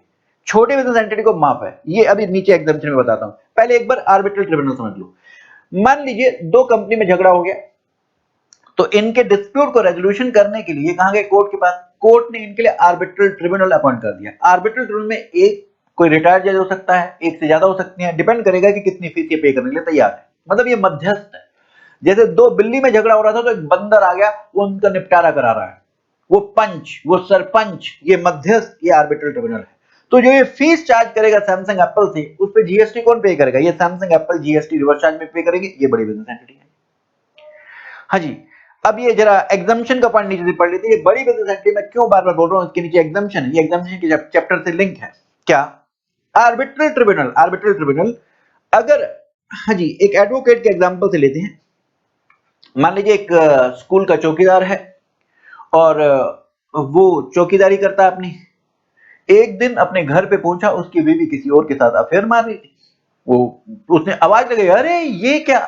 वो दोनों इसको मारने के लिए दौड़े। ये भागा वहां से दुबक दुबक के, और आगे आगे भागते हुए एडवोकेट के पास पहुंचा। बोले मेरे को तलाक दिलाओ, मुझे नहीं रहना है ऐसे के साथ में। तो अब एडवोकेट किसको सर्विस दे रहा है? एडवोकेट सर्विस दे रहा है अदर देन बिजनेस एंटिटी को। पहले हम सीनियर एडवोकेट की बात करते हैं। ये किसको दे रहा है सर्विस? अदर। ये कोई बिजनेस थोड़ा कर रहा है चौकीदार, ये तो कोई जॉब वॉब कर रहा था, गरीब आदमी है। क्या इस पे जीएसटी रखें? भाई एडवोकेट के केस में जीएसटी एडवोकेट को नहीं देना होता, ये रिवर्स चार्ज में है। एडवोकेट के केस में क्या हम इस पे रिवर्स चार्ज में जीएसटी रखें? मैंने इसकी कहानी आपको बताई थी, कहानी दोबारा रिपीट नहीं कर रहा। क्या इसके हम अदर देन बिजनेस एंटिटी के केस में जीएसटी रखें? सिर्फ इसीलिए इसको जीएसटी जीएसटी देने के लिए इसको रजिस्ट्रेशन कराओगे क्या? ना, माफ माफ माफ। हाँ जी, ऐसे मान लीजिए एक चाय वाला था, उसके इस केस में भी यही उसकी वाइफ का अफेयर किससे चल रहा था। वो भी भागा, उसको मारने लगे थे, वो भी कहता मेरे को तलाक दिलाओ। तो अब एडवोकेट, सीनियर एडवोकेट किसको सर्विस दे रहा है? छोटी बिजनेस एंटिटी को। छोटी बिजनेस एंटिटी का मतलब क्या है? जिसकी टर्नओवर प्रीवियस ईयर में लेस देन 10, 20, 40 लाख है, रजिस्ट्रेशन लिमिट से कम है। तो अगर छोटी बिजनेस एंटिटी है तो भी जीएसटी माफ है। अदर देन बिजनेस एंटिटी है तो माफ है, छोटी बिजनेस एंटिटी है तो माफ है। ऐसे अगर ये गवर्नमेंट को सर्विस दे, central government, state government, UT, तो इसकी फुल फॉर्म लिखिए, central government, state government, union territory या लोकल अथॉरिटी। तो अगर इन्हें सर्विस दे रहा है, गवर्नमेंट को सर्विस दे रहा है, ये गवर्नमेंट अथॉरिटी या गवर्नमेंट एंटिटी को सर्विस दे रहा है, तो जीएसटी माफ है। तो कब जीएसटी है? जब ये बड़ी बिजनेस एंटिटी जिसकी प्रीवियस ईयर में टर्नओवर रजिस्ट्रेशन लिमिट से ज्यादा है, तब जीएसटी, और तब रिवर्स चार्ज है, तब रिवर्स चार्ज है। जैसी एग्जाम्पशन है 3 हमने सीनियर एडवोकेट के लिए पढ़ी, सेम आर्बिट्रल ट्रिब्यूनल के लिए भी यही है। अदर देन बिजनेस एंटिटी को दिया सर्विस माफ, छोटी बिजनेस एंटिटी को दिया सर्विस माफ, गवर्नमेंट को सर्विस दी तो माफ। अब यही सेम इसमें भी है, किसमें? जूनियर एडवोकेट के लिए। एक एडवोकेट की फर्म या जूनियर एडवोकेट, अदर देन, क्योंकि सीनियर एडवोकेट हमने नीचे पढ़ लिया। तो अगर एडवोकेट की फर्म या जूनियर एडवोकेट है, इसमें फर्स्ट पॉइंट बाद में पढ़ेंगे, पहले सेकंड, थर्ड, फोर्थ। अगर अदर देन बिजनेस एंटिटी को सर्विस दी तो माफ है, छोटी बिजनेस एंटिटी को सर्विस दी तो माफ है, गवर्नमेंट को सर्विस दी तो माफ है। तो कब टैक्स है? जब ये बड़ी बिजनेस एंटिटी को दे, और बड़ी बिजनेस एंटिटी रिवर्स चार्ज में जीएसटी देगी। एक पॉइंट एग्जामिनेशन का और क्या है? अगर ये एडवोकेट को या एडवोकेट की फर्म को ये आपस में एक दूसरे को सर्विस देने तो जीएसटी माफ है। क्यों भाई? क्योंकि एडवोकेट पे हम रिवर्स चार्ज डाल नहीं सकते, एडवोकेट से हम जीएसटी नहीं ले सकते, एडवोकेट में हम जीएसटी नहीं ले सकते, इसलिए ये माफ रखा गया है। और वैसे भी सोचिए, क्लाइंट पहले एक एडवोकेट के पास आया, वो एडवोकेट वो काम नहीं करता था, तो वो दूसरे एडवोकेट के पास चला गया। तो ये एडवोकेट ने एडवोकेट को सर्विस दी, एडवोकेट की फर्म को सर्विस दी, ये माफ है। क्लाइंट से तो जीएसटी आ ही रहा है, ठीक है। अच्छा, यहां पर सीनियर एडवोकेट में ये वाला पॉइंट नहीं था, तो इसके लिए क्लैरिफिकेशन है ये कि सीनियर एडवोकेट ने अगर एडवोकेट को सर्विस दी, क्यों? क्योंकि बिजनेस एंटिटी इस एडवोकेट के पास आई थी, फिर ये सीनियर एडवोकेट के पास आया, तो ये माना जाएगा कि सीनियर एडवोकेट ने बड़ी बिजनेस एंटिटी को इसको ही सर्विस दी, ये बिजनेस एंटिटी ही रिवर्स चार्ज में जीएसटी पे करेगी। नेक्स्ट पॉइंट हमारा स्पॉन्सरशिप का था। स्पॉन्सरशिप की सर्विस अगर दी जाती है कंपनी, बॉडी कॉर्पोरेट या फर्म को, तो जीएसटी रिवर्स चार्ज में है, लेकिन अगर ये सर्विस बॉडी कॉर्पोरेट फर्म को नहीं जाती, इंडिविजुअल को दी जाती है जैसे, तो यहां पर ये बीसीसी फॉरवर्ड चार्ज में जीएसटी पे करेगा। ये होती क्या है जी स्पॉन्सरशिप की सर्विस, एक बार मैं आपको अगर याद दिलाऊं, ध्यान दिलाऊं, ये क्या होती थी, जैसे ये, हाँ जी, मान लीजिए किसी कंपनी को अपना प्रोडक्ट लॉन्च करना है, तो उसे क्या करना चाहिए? कोई एक्टर से अपनी रिकॉर्ड मत कराओ, कोई एड, फिर उसको टीवी पे चलाओ, वो बड़ा पुराना मेथड है, उसमें टाइम बहुत ज्यादा लगेगा। एक काम करो, किसी ऐसे इवेंट को स्पॉन्सर कर दो, उनके खर्चे को वहन कर लो, जिससे कि आपको एक एकदम पॉपुलैरिटी मिल जाए। तो उसमें जैसे बीसीसीआई के आईपीएल के मैचेस होने हैं, बीसीसीआई स्पॉन्सरशिप की सर्विस दे रही है, मान लीजिए ओप्पो को या फिर टाटा, अभी टाटा था ना, टाटा स्पॉन्सर कर रहा था, तो ये टाटा क्या करेगा, यहाँ पे टाटा क्या करेगा, बीसीसीआई को पैसे दे देगा। अब बीसीसीआई स्पॉन्सरशिप की सर्विस कैसे दे रही है, वो इनकी ऐड कर रही है, जो प्लेयर्स हैं उनकी टी शर्ट पे टाटा टाटा आईपीएल छाप दिया, और पहले टाटा का नाम बोला जाएगा, आईपीएल का नाम बाद में बोला जाएगा, स्पॉन्सर्स का नाम पहले बोला जाता है। अच्छा, फिर उसके बाद में जो ट्रॉफी बांटी जा रही है, ट्रॉफी के साथ पट्टी लगा रखी है टाटा की, ये इस तरीके से एडवर्टाइजमेंट की सर्विस उसे दी जा रही है, स्पॉन्सरशिप की सर्विस दी जा रही है। ये जो जब मैचेस हो रहे होंगे, जो पवेलियन होते हैं, पवेलियन में वहां पर टाटा का बोर्ड लगा रहेगा, जो चौके छक्के लग रहे होंगे वहां पर भी टाटा का बोर्ड लगा रहेगा। इस तरीके से स्पॉन्सरशिप की सर्विस दी जा रही है, और टिकट बुकिंग के लिए उसको राइट दे दिए, वो टिकट पे अपना टाटा आईपीएल छाप छाप के बेचता रहे। ये जो मैच के जो प्राइज बांटे जाएंगे, यहां पर उसका टाटा आईपीएल छाप दिया, और ये जो कैप्स हैं, इन पे इस तरीके से इन पे टाटा आईपीएल छाप देंगे, तो ये ऐसे स्पॉन्सरशिप की सर्विस दे रही है। अगर सर्विस रिसीव करने वाला जैसे टाटा ये कंपनी है या फिर ये फर्म है, तो जीएसटी रिवर्स चार्ज में। एक हमने देखा था, क्वेश्चन किया था जिसमें इंडिविजुअल को सर्विस दी गई थी, फिर रिवर्स चार्ज नहीं है, फिर फॉरवर्ड चार्ज है। हाँ जी, नेक्स्ट चलिए आगे। अब इसके बाद, हाँ जी, अब हम करने जा रहे हैं, ये हम चैप्टर 4 का रिवीजन कर रहे हैं। जो फास्ट ट्रैक वाले बच्चे हैं वो आ जाए पेज नंबर 4.10 पर, फास्ट बैच वाले बच्चे पेज नंबर 4.10 पर, और मेन बैच वाले बच्चे आ जाएं कहां, एक बार पेज नंबर 4.21 पर, पेज नंबर 4.21 पर। हाँ जी, पहले एक रेंटिंग वाला पॉइंट बता दूं, मेन बैच 4.21, फास्ट बैच 4.10, हम कर रहे हैं रिवीजन चैप्टर 4 का। रेंटिंग का पॉइंट बता दो जी, एक रेंटिंग के लिए अमेंडमेंट हुई है रेजिडेंशियल ड्वेलिंग के लिए। अगर रेजिडेंशियल ड्वेलिंग किराए पर दी जाती है, रेजिडेंशियल ड्वेलिंग मतलब रहने की जगह, अगर रहने के लिए दी, किस लिए, दुकान चलाने के लिए नहीं, रहने के लिए दी, तो जीएसटी माफ होता था। अब हुआ क्या है, रेजिडेंशियल ड्वेलिंग को अगर आप रजिस्टर्ड पर्सन को किराए पे देती हैं, तो जीएसटी लगा दिया गया है। क्या? तो मैंने इसके 4 पॉइंट्स बनाए हैं नीचे। हाँ जी, मेन बैच 4.21 पे आ गए, ये चार्ट वहां दे रखा है, और फास्ट बैच वालों को 4.10 पर। क्या? रेजिडेंशियल ड्वेलिंग अगर रेजिडेंस, सेकंड पॉइंट, रेजिडेंस के पर्पस से रजिस्टर्ड पर्सन को दी टैक्सेबल है और रिवर्स चार्ज है, ये रजिस्टर्ड पर्सन रिवर्स चार्ज में जीएसटी पे करेगा। रेजिडेंशियल ड्वेलिंग फोर्थ पॉइंट, अगर कमर्शियल पर्पस से किराए पे दी है, रजिस्टर्ड पर्सन को टैक्सेबल है और रिवर्स चार्ज में जीएसटी रिसीपमेंट पे करेगा। तो रेजिडेंशियल ड्वेलिंग को अगर आपने रजिस्टर्ड पर्सन को दिया, चाहे रेजिडेंस के पर्पस से या कमर्शियल पर्पस से, टैक्स है और रिवर्स चार्ज में रिसिपिएंट जीएसटी पे करेगा। लेकिन अगर रेजिडेंशियल ड्वेलिंग को अनरजिस्टर्ड पर्सन को दिया, तो जीएसटी अभी भी माफ है, अभी भी जीएसटी माफ है। अगर अनरजिस्टर्ड पर्सन को अगर आपने किराए पे दिया, अभी भी जीएसटी क्या है जी, माफ है, माफ है। ठीक है जी। अब एग्जांपल, ये क्या अमेंडमेंट क्या हुई है, जैसे मान लीजिए कि कंपनी अपने एम्प्लॉइज के रहने के लिए घर ले रही है किराए पर, तो अगर वो अपने एम्प्लॉइज के रहने के लिए ले रही है, तो इसके लिए अमेंडमेंट आ गया, कंपनी जीएसटी में रजिस्टर्ड है, अब वो किराए पर ले रही है, घर रहने के लिए ले रही है, तो जीएसटी लगेगा जी, और जीएसटी लगेगा रिवर्स चार्ज में, रिवर्स चार्ज में जीएसटी पे करना है। ओके जी। अब हम गवर्नमेंट वाली सर्विस बताने जा रहे हैं, हम गवर्नमेंट वाली सर्विस बताने जा रहे हैं, जरा उसके वाले सुनिएगा।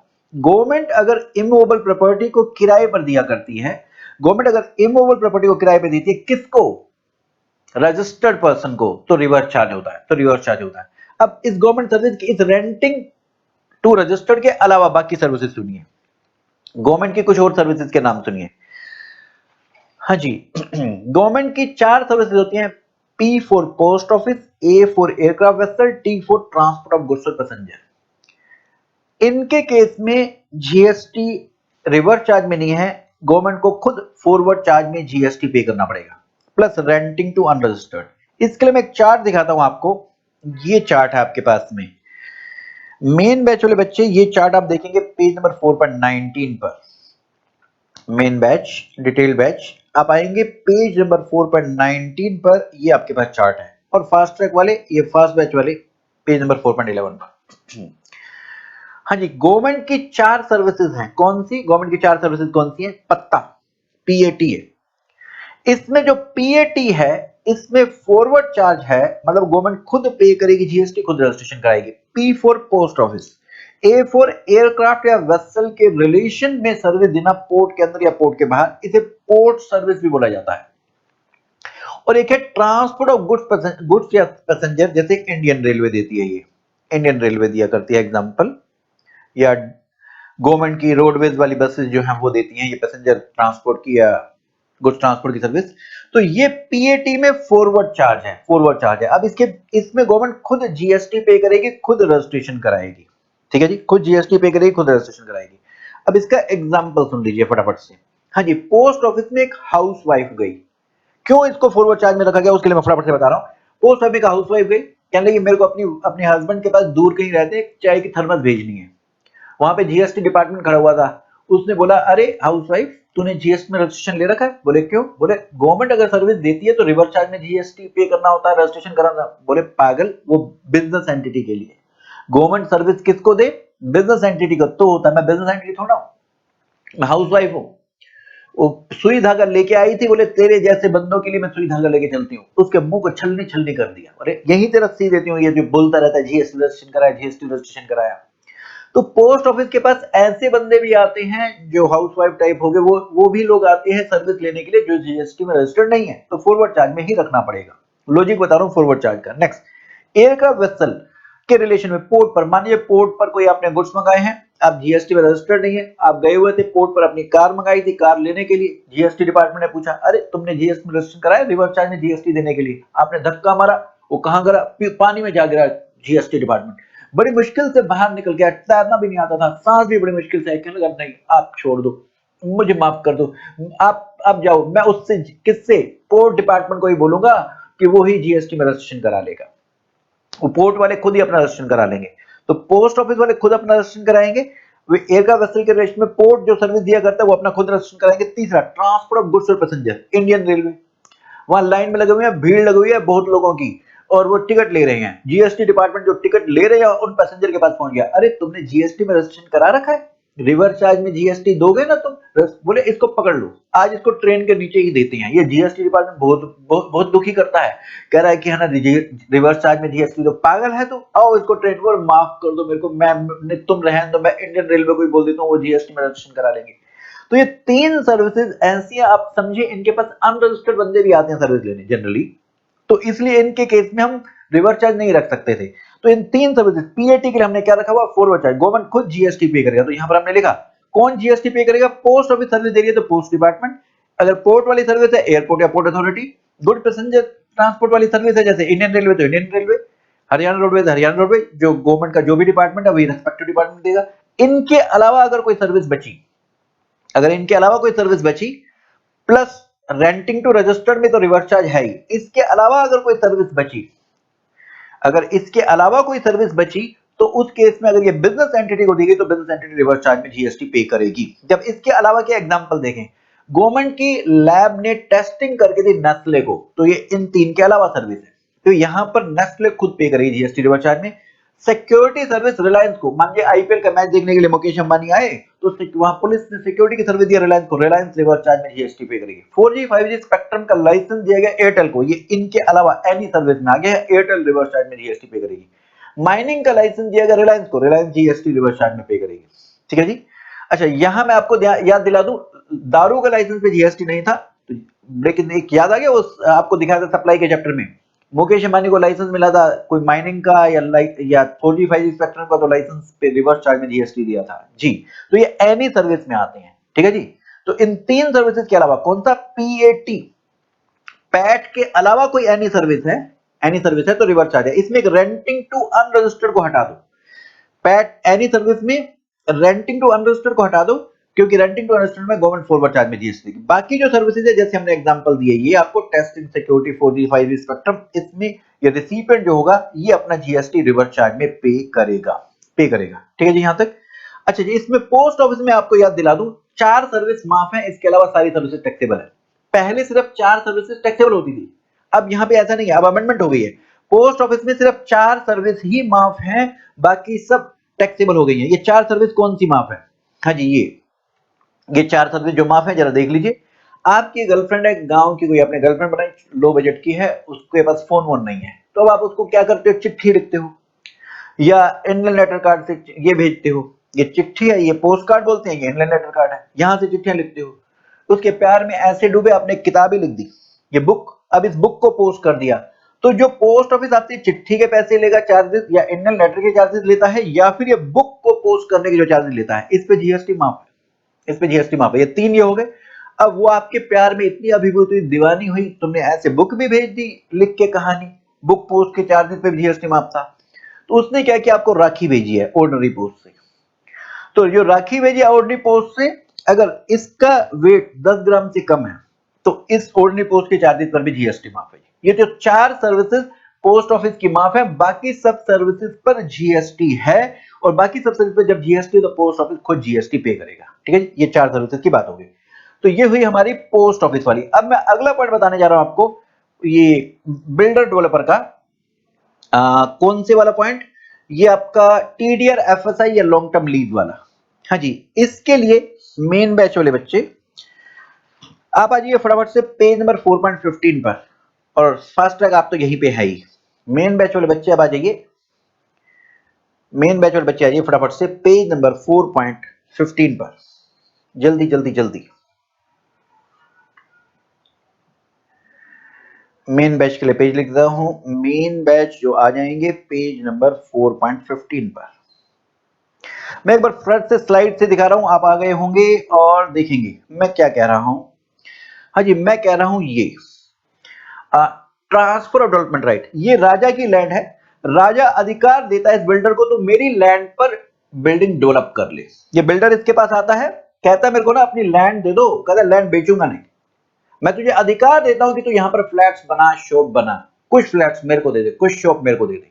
तो राजा इसे अधिकार देता है, इसे बोलते हैं ट्रांसफर ऑफ डेवलपमेंट, डेवलप करने के राइट दे रहे। तो यहां पर बिल्डिंग डेवलप हो रही है, अभी फ्लैट्स बन रहे हैं, शॉप बन रहे हैं, तो इसे डेवलप करने के राइट्स दिए, इसे बोला करते थे टीडीआर, ट्रांसफर डेवलपमेंट राइट, या एफएसआई साथ में यूज किया करते थे, ठीक है। हाँ जी, अब राजा ने सर्विस दी, राजा ने सर्विस दी, जी हाँ, राजा ने गुड्स नहीं बेचे, गुड्स का मतलब होता है मूवेबल प्रॉपर्टी, इसने मूवेबल प्रॉपर्टी नहीं बेची, इसने सर्विस का मतलब था एनीथिंग अदर देन गुड्स, तो इसने एनीथिंग अदर देन गुड्स दिया है, तो ये सर्विस में आ गया जी, इसने सर्विस दी है। तो जीएसटी किसको देना है, इस राजा को देना है। लेकिन क्या लगता है राजा जैसे लोग ये जीएसटी देते होंगे ना, ये राजा जैसे लोग इस पे जीएसटी देते नहीं थे, तो गवर्नमेंट ने क्या किया, इस प्रमोटर बिल्डर को बोला तुझे रिवर्स चार्ज में जीएसटी, आरसीएम में तुझे जीएसटी पे करना है। कहता कोई प्रॉब्लम नहीं है। बोले क्यों तेरे को कोई प्रॉब्लम नहीं है? बोले जब मैं फ्लैट बेचूंगा आगे, शेड्यूल 2 में इसे सर्विस मान रखा है, और जब सर्विस मान रखा तो उसमें मेरे को जीएसटी देना होता है, तो मैं इस टीडीआर का आईटीसी ले लूंगा, उसमें से आईटीसी माइनस कर लूंगा। तो इस प्रमोटर बिल्डर को इस टीडीआर एफएसआई के अमाउंट पर जीएसटी रिवर्स चार्ज में देना होता है, ठीक है जी। तो ये कहता है मेरे को कोई नुकसान ही नहीं है। तो अगर यहां पर शॉप्स बननी है, कमर्शियल प्रॉपर्टी बननी है, तो जीएसटी को इमीडिएटली रिवर्स चार्ज में देना है, आईटीसी ले लेगा, आगे जब शॉप्स बेचेगा उसमें से आईटीसी माइनस कर लेगा। लेकिन अगर यहां पर फ्लैट्स बनने हैं तो गवर्नमेंट कहती है हम इस जीएसटी को अभी माफ कर देते हैं। अगर जीएसटी माफ कर दिया तो फिर ये आईटीसी नहीं मिलेगा। क्यों? गवर्नमेंट को कोई नुकसान नहीं है। अगर ये जीएसटी देता है रिवर्स चार्ज में, इनपुट क्रेडिट ले लेता है, और फिर अपने जो फ्लैट्स का जीएसटी देना होता है उसमें से माइनस कर लेता है आईटीसी, उसमें से आईटीसी माइनस कर लेता है। तो अब यहां पर आईटीसी माइनस ही नहीं करेगा तो पूरा जीएसटी गवर्नमेंट के पास आएगा। तो उन्होंने बोला हम फ्लैट्स पर शुरू में हम टीडीआर पर जीएसटी माफ कर रहे हैं, शर्त ये है ये सारे फ्लैट कंप्लीशन से पहले बिक जाने के। शेड्यूल 2 में आपने पढ़ा था इसे हम सर्विस मानते थे, जो फ्लैट कंप्लीशन से पहले बिक गए उन्हें हम सर्विस मानते थे। तो शर्त यह है कि सारे फ्लैट कंप्लीशन से पहले बिक जाए, हमारे पास जीएसटी आ जाएगा, हमने टीडीआर पे जीएसटी माफ कर दिया अगर फ्लैट्स बनने हैं तो। बाद में पता लगा कंप्लीशन पर ये ऊपर वाले जो 2 फ्लोर है इस पे जो फ्लैट्स थे ये नहीं बिके, शेड्यूल 3 इसे सप्लाई नहीं मानती थी। शेड्यूल 3 बोलती थी ये सेल ऑफ लैंड या बिल्डिंग कंप्लीट, बिल्डिंग बिक रही है, कंप्लीट होने के बाद बिक रही है, इसे हम सप्लाई नहीं मानते हैं। तो अब इन पर जीएसटी नहीं जाएगा। हमने तो पूरा टीडीआर माफ कर दिया था ये सोचते हुए कि ये तो सारे फ्लैट्स पर जीएसटी आ जाएगा। तो अब उन्होंने क्या बोला, उनका सुनो, अब जो ये फ्लैट नहीं बिके इसका प्रोपोर्शनेट टीडीआर निकालो, एफएसआई का अमाउंट निकालो, उस पे जो जीएसटी बनता होगा अब ये आपका प्रमोटर बिल्डर रिवर्स चार्ज में देगा। तो प्रमोटर बिल्डर इस पे रिवर्स चार्ज में जीएसटी देता है, ठीक है जी। जैसे ये टीडीआर एफएसआई है ऐसे ही एक लॉन्ग टर्म लीज का अमाउंट भी था, लॉन्ग टर्म लीज का अपफ्रंट अमाउंट भी था। हाँ जी, ये वही सेम राजा की लैंड है, इसने बिल्डर को क्या दिया, लॉन्ग टर्म लीज पे लैंड दी। लॉन्ग टर्म लीज पे लैंड जैसे 99 ईयर्स के लिए दे दी, वैसे 30 साल या 30 साल से ऊपर को हम लॉन्ग टर्म लीज बोल रहे हैं, 99 ईयर के लीज पे लैंड दे दी। अब जितनी लैंड की कीमत होगी लगभग उसके बराबर ये क्या ले लेगा जी, इससे ये अमाउंट ले लेगा, इससे ये अमाउंट ले लेगा जिसे हम बोलते हैं अपफ्रंट अमाउंट, अपफ्रंट अमाउंट। तो टीडीआर की जगह अब ये क्या है जी, अपफ्रंट अमाउंट। अगेन इस अपफ्रंट अमाउंट पर इसको बिल्डर को रिवर्स चार्ज में जीएसटी देना है, रिवर्स चार्ज में जीएसटी देना। अगर कमर्शियल प्रॉपर्टी है तो अभी रिवर्स चार्ज में जीएसटी देगा, आईटीसी ले लेगा, और जब ये आगे फ्लैट बेच रहा है इसमें से जीएसटी जो पे करना है इसमें से आईटीसी माइनस कर लेगा। अगेन यहां पर अगर ये रेजिडेंशियल फ्लैट बन रहे हैं तो ये अपफ्रंट अमाउंट पर जीएसटी माफ कर रहे हैं। शर्त ये है अगेन कि सारे के फ्लैट कंप्लीशन से पहले बिक जाने चाहिए। अगर बाद में पता लगा कि कुछ फ्लैट कंप्लीशन से पहले नहीं बिके तो उन पे जीएसटी फिर देना पड़ेगा जी, फिर उस पे जीएसटी हम आपसे लेंगे, उससे प्रोपोर्शनेट, और सॉरी जो फ्लैट नहीं बिके उसको शेड्यूल 3 में हम सप्लाई नहीं मानते थे तो उस पे हम आपसे जीएसटी नहीं मांग सकते हैं। तो हम इसका जो अपफ्रंट अमाउंट हमने माफ किया था इसका प्रोपोर्शनल अपफ्रंट अमाउंट दोबारा निकलवाएंगे और इस पे जो जीएसटी अब बनता होगा इस प्रमोटर बिल्डर से ले लेंगे, इस प्रमोटर बिल्डर से ले लेंगे। यही चीज हमने वहां पर आपको लिखवाई थी जी, यही चीज वहां पर लिखवाई थी। टीडीआर एफएसआई का अमाउंट शुरू में हमने माफ कर दिया एंट्री 41A में, लॉन्ग टर्म लीज के अपफ्रंट अमाउंट को हमने माफ कर दिया एंट्री 41B में। अगर वहां पर रेजिडेंशियल अपार्टमेंट बनने हैं शर्त यह है सारे फ्लैट कंप्लीशन से पहले या फर्स्ट ऑक्यूपेंसी से पहले बिक जाने चाहिए। अब बाद में पता लगा जो फ्लैट सेल नहीं हुए उनका प्रोपोर्शनल एफएसआई का अमाउंट निकालेंगे, उस पे जो जीएसटी बनता होगा वो अब प्रमोटर रिवर्स चार्ज में पे करेगा। तो किस समय पे करेगा, कंप्लीशन के टाइम पे या फर्स्ट ऑक्यूपेशन के टाइम पे, उस टाइम पे मैक्सिमम उस टाइम तक पे कर सकता है, उससे पहले पे करना चाहे तो हमें कोई प्रॉब्लम नहीं है। क्योंकि पहले क्यों पे करना चाहेगा, क्योंकि फ्लैट्स पर जीएसटी देना है, तो जो टीडीआर एफएसआई पर जीएसटी जो फ्लैट्स इसे लगता है कि नहीं बिकेंगे उनका प्रोपोर्शनल टीडीआर अमाउंट पे जीएसटी पे करके आईटीसी ले लेगा, और जो फ्लैट्स बेच रहा है उसमें उसको उस जीएसटी को यूटिलाइज कर लेगा। ठीक है, ये हमने किया था। इसके बाद नेक्स्ट, डायरेक्टर ने अगर सर्विस दी कंपनी या बॉडी कॉर्पोरेट को, company body corporate reverse charge में जीएसटी पे करेगी। ये हमने एक चार्ट किया था, आपको दिखा दूं। डायरेक्टर जो एम्प्लॉय नहीं होती है, जैसे पार्ट टाइम डायरेक्टर है, इंडिपेंडेंट डायरेक्टर है, नॉन एग्जीक्यूटिव डायरेक्टर है, ये एम्प्लॉय नहीं होते हैं। शेड्यूल 3 में माना जाता था ये सप्लाई नहीं है, तो इस पर जीएसटी कंपनी को रिवर्स चार्ज में पे करना पड़ेगा। जो भी रेम्युनरेशन आपने इनको पे किया इस पे जीएसटी कंपनी रिवर्स चार्ज में पे करेगी। अब बात करते हैं जो डायरेक्टर एम्प्लॉय होते हैं, जो डायरेक्टर एम्प्लॉय होते हैं, अगर एम्प्लॉय नहीं है तो इनको जो अमाउंट मिल रहा है वो शेड्यूल 3 में, शेड्यूल 3 की बात वहां नहीं आती, सॉरी वहां पर जो एम्प्लॉय नहीं है वहां शेड्यूल 3 की बात नहीं आती है, तो यहां पर कंपनी रिवर्स चार्ज में जीएसटी पे करेगी। जो एम्प्लॉय हैं जैसे मैनेजिंग फुल टाइम डायरेक्टर, जो एम्प्लॉयमेंट कॉन्ट्रैक्ट में लिखा हुआ है वही सर्विस दे रहे हैं तो इन्हें सैलरी मिल रही है, जिसपे इनकम टैक्स के सेक्शन 192 में टीडीएस कटता है, तो इस पर जीएसटी नहीं, क्योंकि ये शेड्यूल 3 में सप्लाई नहीं है। लेकिन अगर ये एम्प्लॉय कुछ ऐसा काम करते हैं जो एम्प्लॉयमेंट कॉन्ट्रैक्ट का पार्ट नहीं है, जैसे इनको सिटिंग फी मिलती है या गारंटी कोई लोन की ले ली, इन्होंने कंपनी ने लोन लिया था, तो ऐसी कोई सर्विस दे रहे हैं जो एम्प्लॉयमेंट कॉन्ट्रैक्ट का पार्ट नहीं है, जैसे सिटिंग फी, तो इस पे सिटिंग फी पर GST 194J of income tax में कटता है, तो इस पर इसे हम सैलरी में इंक्लूड नहीं कर रहे हैं, इस पर कंपनी रिवर्स चार्ज में जीएसटी पे करेगी। अगले पॉइंट की बात करें, हाँ जी, इंश्योरेंस एजेंट अगर इंश्योरेंस कंपनी को सर्विस देता है, अगर इंश्योरेंस एजेंट इंडिविजुअल है, अगर इंश्योरेंस एजेंट इंडिविजुअल है तो अगर इंश्योरेंस कंपनी को सर्विस देता है insurance company GST reverse charge में पे करेगी। लेकिन अगर insurance agent company partnership firm है, ये जो रिवर्स चार्ज में इंश्योरेंस एजेंट है वो नहीं है, ये तो यहां पर रिवर्स चार्ज नहीं होगा, ये फॉरवर्ड चार्ज में ही जीएसटी पे करेंगे। तो यहां जो रिवर्स चार्ज में है, हम इंडिविजुअल इंश्योरेंस एजेंट अगर कंपनी को सर्विस देता है तो कंपनी को रिवर्स चार्ज में जीएसटी है। ठीक है जी। नेक्स्ट, इसके बाद अगर हम बात करें क्या रिकवरी एजेंट की, वसूली भाई, अगर बैंक एनबीएफसी फाइनेंशियल कंपनी को अगर ये सर्विस देता है तो bank financial institution NBFC reverse charge में जीएसटी पे करेंगे। निगरानी कमेटी के मेंबर्स आरबीआई को सर्विस देते हैं, ये क्या सर्विस देते हैं जी, कैसे एनपीए को रिकवर करना है, जो एनपीए हो गया नॉन परफॉर्मिंग एसेट को उनको रिकवर कैसे करना, तो आरबीआई को सर्विस देते हैं, आरबीआई जीएसटी रिवर्स चार्ज में पे करेगी। हाँ जी। नेक्स्ट, अगर इंडिविजुअल डायरेक्ट सेलिंग एजेंट है, ये बैंक को सर्विस दे तो जीएसटी रिवर्स चार्ज में है। लेकिन अगर इंडिविजुअल डायरेक्ट सेलिंग एजेंट नहीं है, ये क्या होता है जी, जैसे बैंक को लोन देना है तो ये लोन वाले बंदे ढूंढ के लाता है, तो इंडिविजुअल डीएस से अगर बैंक को सर्विस देगा तो यहां पर क्या आरसीएम है, रिवर्स चार्ज है। लेकिन अगर डीएस से direct selling agent company firm है, इंडिविजुअल के अलावा कोई हो रहा है, फिर रिवर्स चार्ज नहीं है, फिर फॉरवर्ड चार्ज ही है। हाँ जी। फिर इसके बाद नेक्स्ट पॉइंट, ये बिजनेस फैसिलिटेटर या बिजनेस कोरेस्पोंडेंट वाला सुनेंगे जी। हाँ जी, बिजनेस फैसिलिटेटर या बिजनेस कोरेस्पोंडेंट वाला सुनेंगे। हाँ जी, बिजनेस फैसिलिटेटर या बिजनेस कोरेस्पोंडेंट, अगर ये सर्विस दे रहे हैं, बिजनेस फैसिलिटेटर या बिजनेस कोरेस्पोंडेंट अगर सर्विस दे रहे हैं, किसको सर्विस दे रहे हैं जी, ये बैंक को सर्विस दे रहे हैं या नहीं, इसको यहां से समझाता हूं, सुनिए। ये भी क्या है जी, ये भी एजेंट है। जैसे हमने डायरेक्ट सेलिंग एजेंट की बात करी थी, ये बैंक का एजेंट है, ऐसे ये भी एजेंट है, ये एजेंट है। इसके लिए थोड़ी सी कहानी बताता हूं आपको। 2014 में जब बीजेपी गवर्नमेंट आई, इन्होंने सोचा गरीबों को हम अगर 1 रुपया देते हैं तो वो 1 रुपया नहीं पहुंचता उसके अकाउंट में।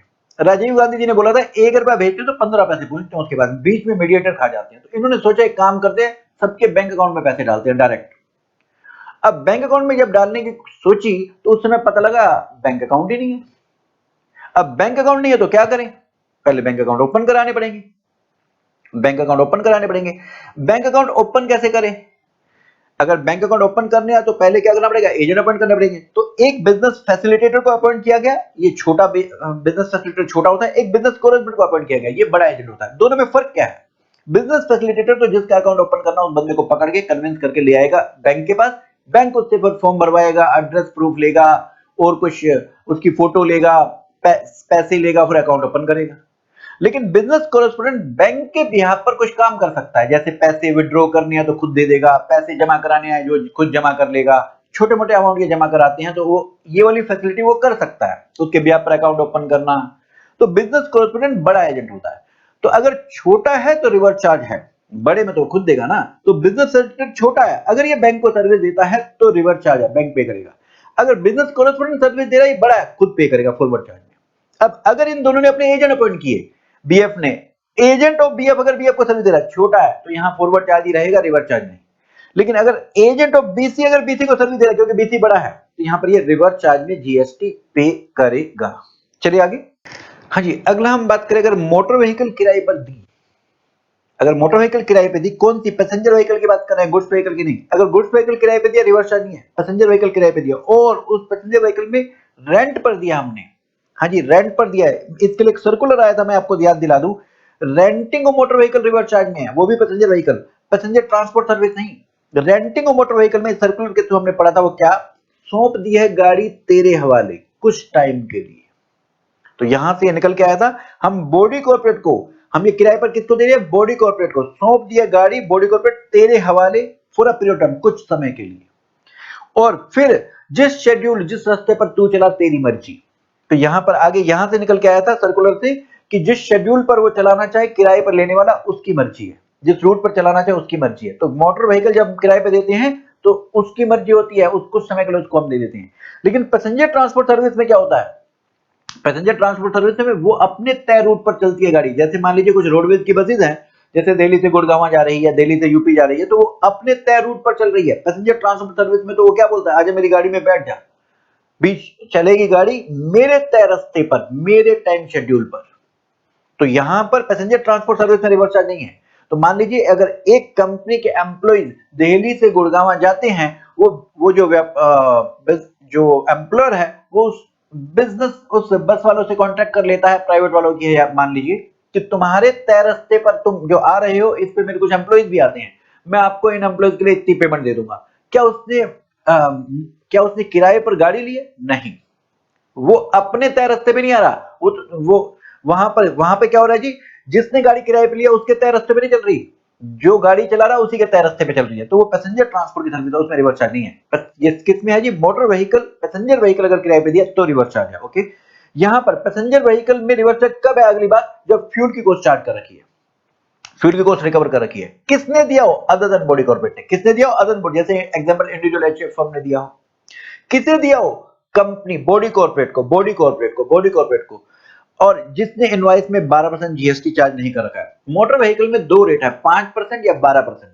अगर क्रेडिट लेना है, जो किराए पे दे रहा है अगर उसे क्रेडिट लेना तो 12% चार्ज करेगा, फिर रिवर्स चार्ज नहीं है।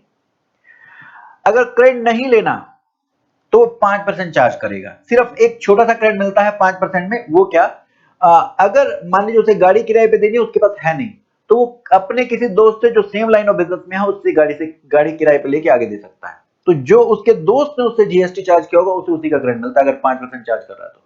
अदरवाइज 5% चार्ज करेगा तो कोई क्रेडिट नहीं मिलता, सिर्फ इस छोटे से क्रेडिट के अलावा। तो 5% में रिवर्स चार्ज है, जब 5% की बात है तो रिवर्स चार्ज है, अगर इनवॉइस में 12% चार्ज किया फिर रिवर्स चार्ज नहीं है। ठीक है जी, तो यहां पर पैसेंजर व्हीकल किराए पे दिया गया हो, अदर देन बॉडी कॉर्पोरेट ने दिया हो, बॉडी कॉर्पोरेट को दिया हो, तब ये बॉडी और इनवॉइस में 12% चार्ज ना किया हो तो ये रिवर्स चार्ज है। इसके लिए हमने एक क्वेश्चन भी किया था, अगर आपको ध्यान हो ऐसा। क्वेश्चन नंबर 19 का सेकंड था, अगर ट्रक किराए पे दिया, क्रेन जेसीबी मशीन किराए पे दिया, ये पैसेंजर व्हीकल नहीं है तो यहां रिवर्स चार्ज नहीं है। दूसरा, मोटर व्हीकल पैसेंजर व्हीकल दिया था लेकिन फ्यूल की कॉस्ट उसमें रिकवर नहीं कर रखी रेंट में, तो भी रिवर्स चार्ज नहीं है। हाँ जी, नेक्स्ट, ये हमने क्वेश्चन किया था, अब ए बी पार्टनरशिप हम ये किराए पे दे रही है एबीसी को, कौन सा, पैसेंजर व्हीकल, फ्यूल की कॉस्ट इंक्लूड है और इनवॉइस में 12% नहीं चार्ज कर रहे हैं। अब सारी शर्तें फुलफिल हो रही है, ये ए या A B other than body corporate है, जिसको दिया कंपनी है, वो कंपनी, वो बॉडी कॉर्पोरेट है, तो ये company ABC limited reverse charge में जीएसटी पे करेगी। लेकिन अगर देने वाला अदर देन बॉडी कॉर्पोरेट है और लेने वाला भी अदर देन बॉडी कॉर्पोरेट है, तो यहां पर जिसको दिया वो कंपनी नहीं है, कंपनी नहीं है तो रिवर्स चार्ज नहीं है, तो यही सप्लायर खुद फॉरवर्ड चार्ज में जीएसटी पे करेगा। अगर देने वाली कंपनी है तो भी फिर फॉरवर्ड चार्ज ही होगा, क्योंकि अदर देन बॉडी कॉर्पोरेट अगर दे किराए पे तो ही रिवर्स चार्ज होता है। वापस आते हैं, फिर हम अगली बात करते हैं। ये lending of security, security lending हमने वहां पे ही बात कर दी थी सप्लाई के चैप्टर में, उस पे जीएसटी लगता था और बोरवर पे करता था आईजीएसटी रिवर्स चार्ज में। हाँ जी, नेक्स्ट एक ऑथर के लिए सुन लीजिए जी, ऑथर के लिए एक ऑथर वाला है और एक कॉपीराइट वाला है। इसे मैं एक बार स्लाइड से दिखा देता हूं, ये देखेंगे। हाँ जी, ये कंपोजर है, गाने को कंपोज करता है और इस मूवी के प्रोड्यूसर को अलाउ करता है अपने गाने को यूज करने के लिए। ये फोटोग्राफर है, ये फोटोग्राफर अलाउ करता है इस मूवी के प्रोड्यूसर को ये इस फोटो को यूज करने के लिए। ये आर्टिस्ट अपनी पेंटिंग को अलाउ करता है इस मूवी के प्रोड्यूसर को यूज करने के लिए। या तो ये मूवी के प्रोड्यूसर को अलाउ करते हैं या फिर ये म्यूजिक कंपनी को अलाउ करते हैं। तो यहां पर इन सप्लायर को जीएसटी नहीं देना, ये म्यूजिक कंपनी या प्रोड्यूसर रिवर्स चार्ज में जीएसटी पे करेंगे। ऐसे ही एक अगला पॉइंट है उत्थर का, वो भी देख लीजिए।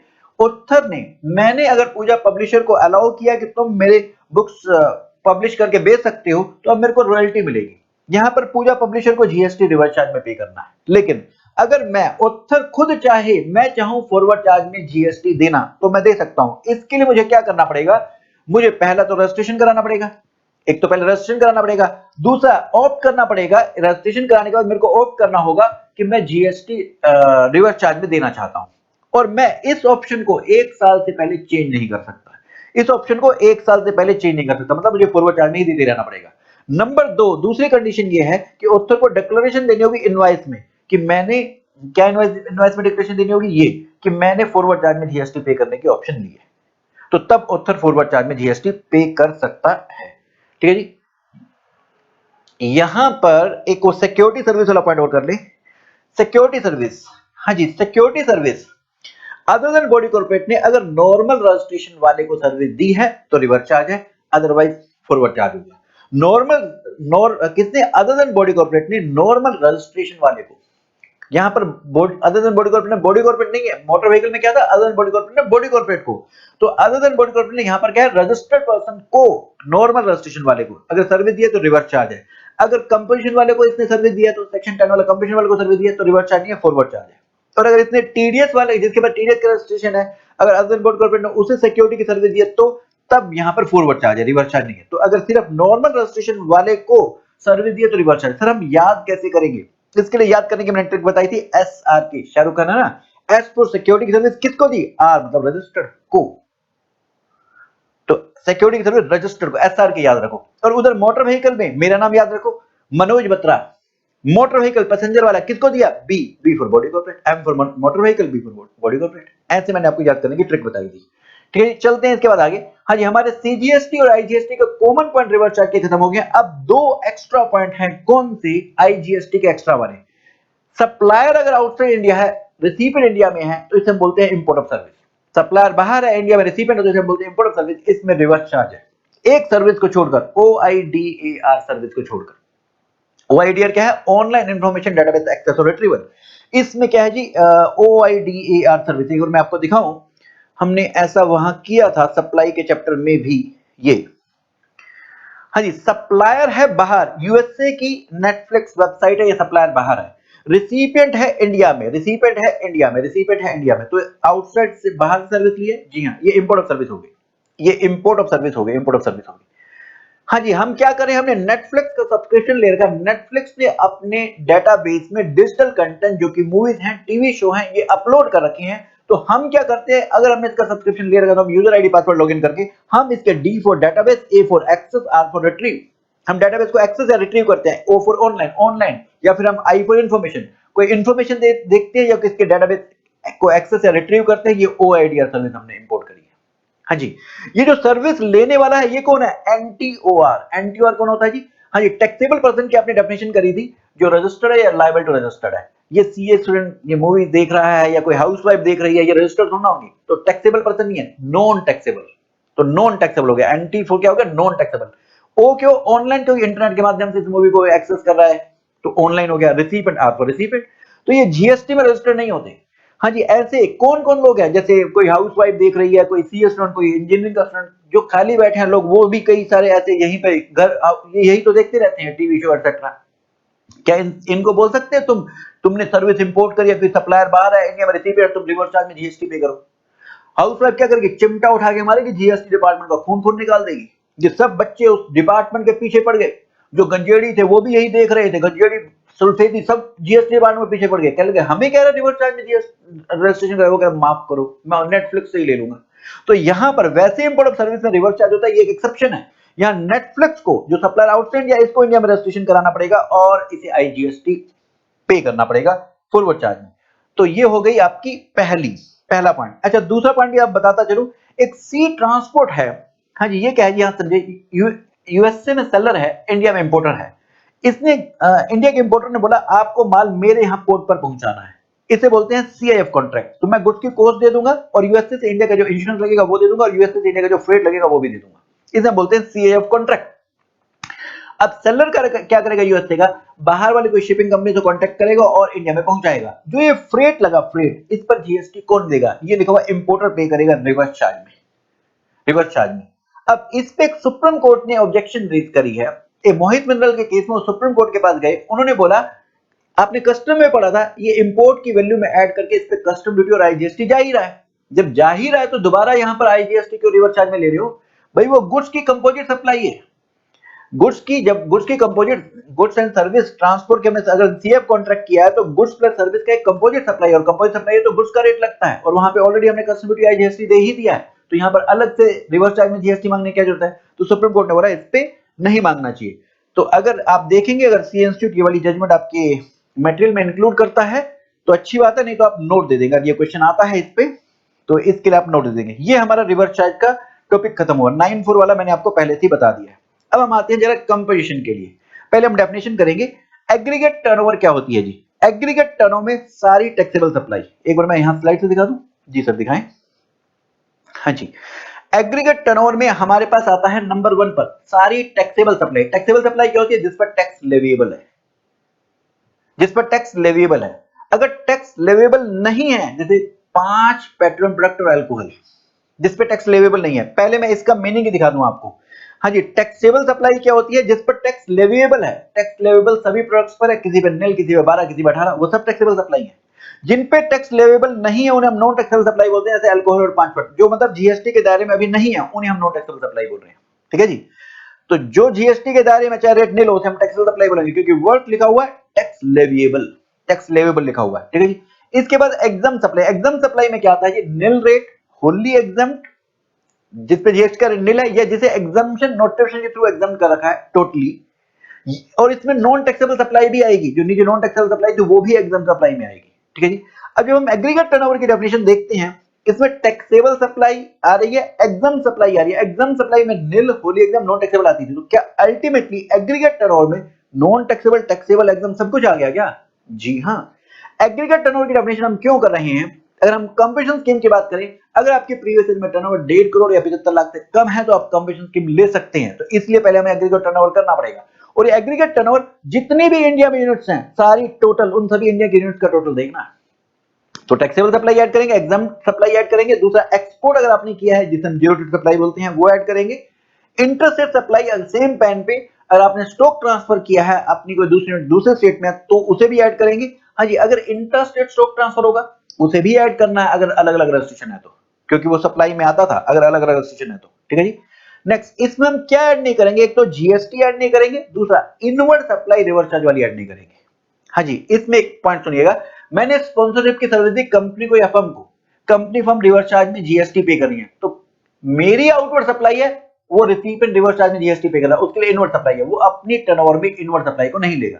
लेकिन क्या मेरी आउटवर्ड सप्लाई है जिस पे रिवर्स चार्ज में रिसीपेंट दे रहा है, मेरी आउटवर्ड सप्लाई में ऐड होगा? जी, तो मैंने यहां लिखा मेरी आउटवर्ड सप्लाई है, रिवर्स चार्ज में रिसीपेंट जीएसटी दे रहा है, तो मेरी टर्नओवर में ऐड होगा, सप्लाई की टर्नओवर में ऐड होगा। नेक्स्ट, प्रिंसिपल ने एजेंट को भेजा, एजेंट ने बायर को माल बेचा, तो क्या एजेंट अगर आगे बेचने के लिए इनवॉइस अपना बनाता है तो क्या एजेंट की टर्नओवर मानी जाएगी? जी हाँ। नेक्स्ट, प्रिंसिपल ने जो वर्कर के पास भेजा, जो वर्कर वापस भेज रहा है, इसके बाद प्रिंसिपल उसे बेचता है, तो प्रिंसिपल जब बेच रहा वही वही उसकी टर्नओवर में आएगा, जब भेजा था इसे कोई टर्नओवर में ऐड नहीं करेंगे, जब वापस आया इसे कोई किसी के टर्नओवर में ऐड नहीं करेंगे, बस जब प्रिंसिपल बेच रहा है ये उसकी टर्नओवर में ऐड होगा। जैसे हमने एग्रीगेट टर्नओवर की डेफिनेशन करी, ऐसे ही स्टेट की टर्नओवर की डेफिनेशन भी है।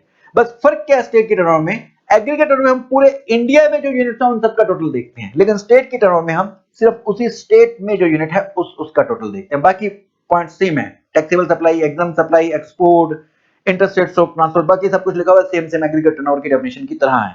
हाँ जी, अब इसके बाद एक सीटीपी और एनआरटीपी की डेफिनेशन बता दी। कैजुअल टैक्सेबल पर्सन जिसे हम सीटीपी बोलते हैं, और एनआरटीपी बोले तो नॉन रेजिडेंट टैक्सेबल पर्सन। हाँ जी, एक हरियाणा का व्यापारी है ये, और दिल्ली में ट्रेड फेयर लगा हुआ है। वैसे तो हरियाणा में इसका रजिस्ट्रेशन है, लेकिन ये दिल्ली में सामान ट्रेड फेयर में आकर बेचना चाहता है, तो इसे हम बोलेंगे सीटीपी है, कैजुअल टैक्सेबल पर्सन है।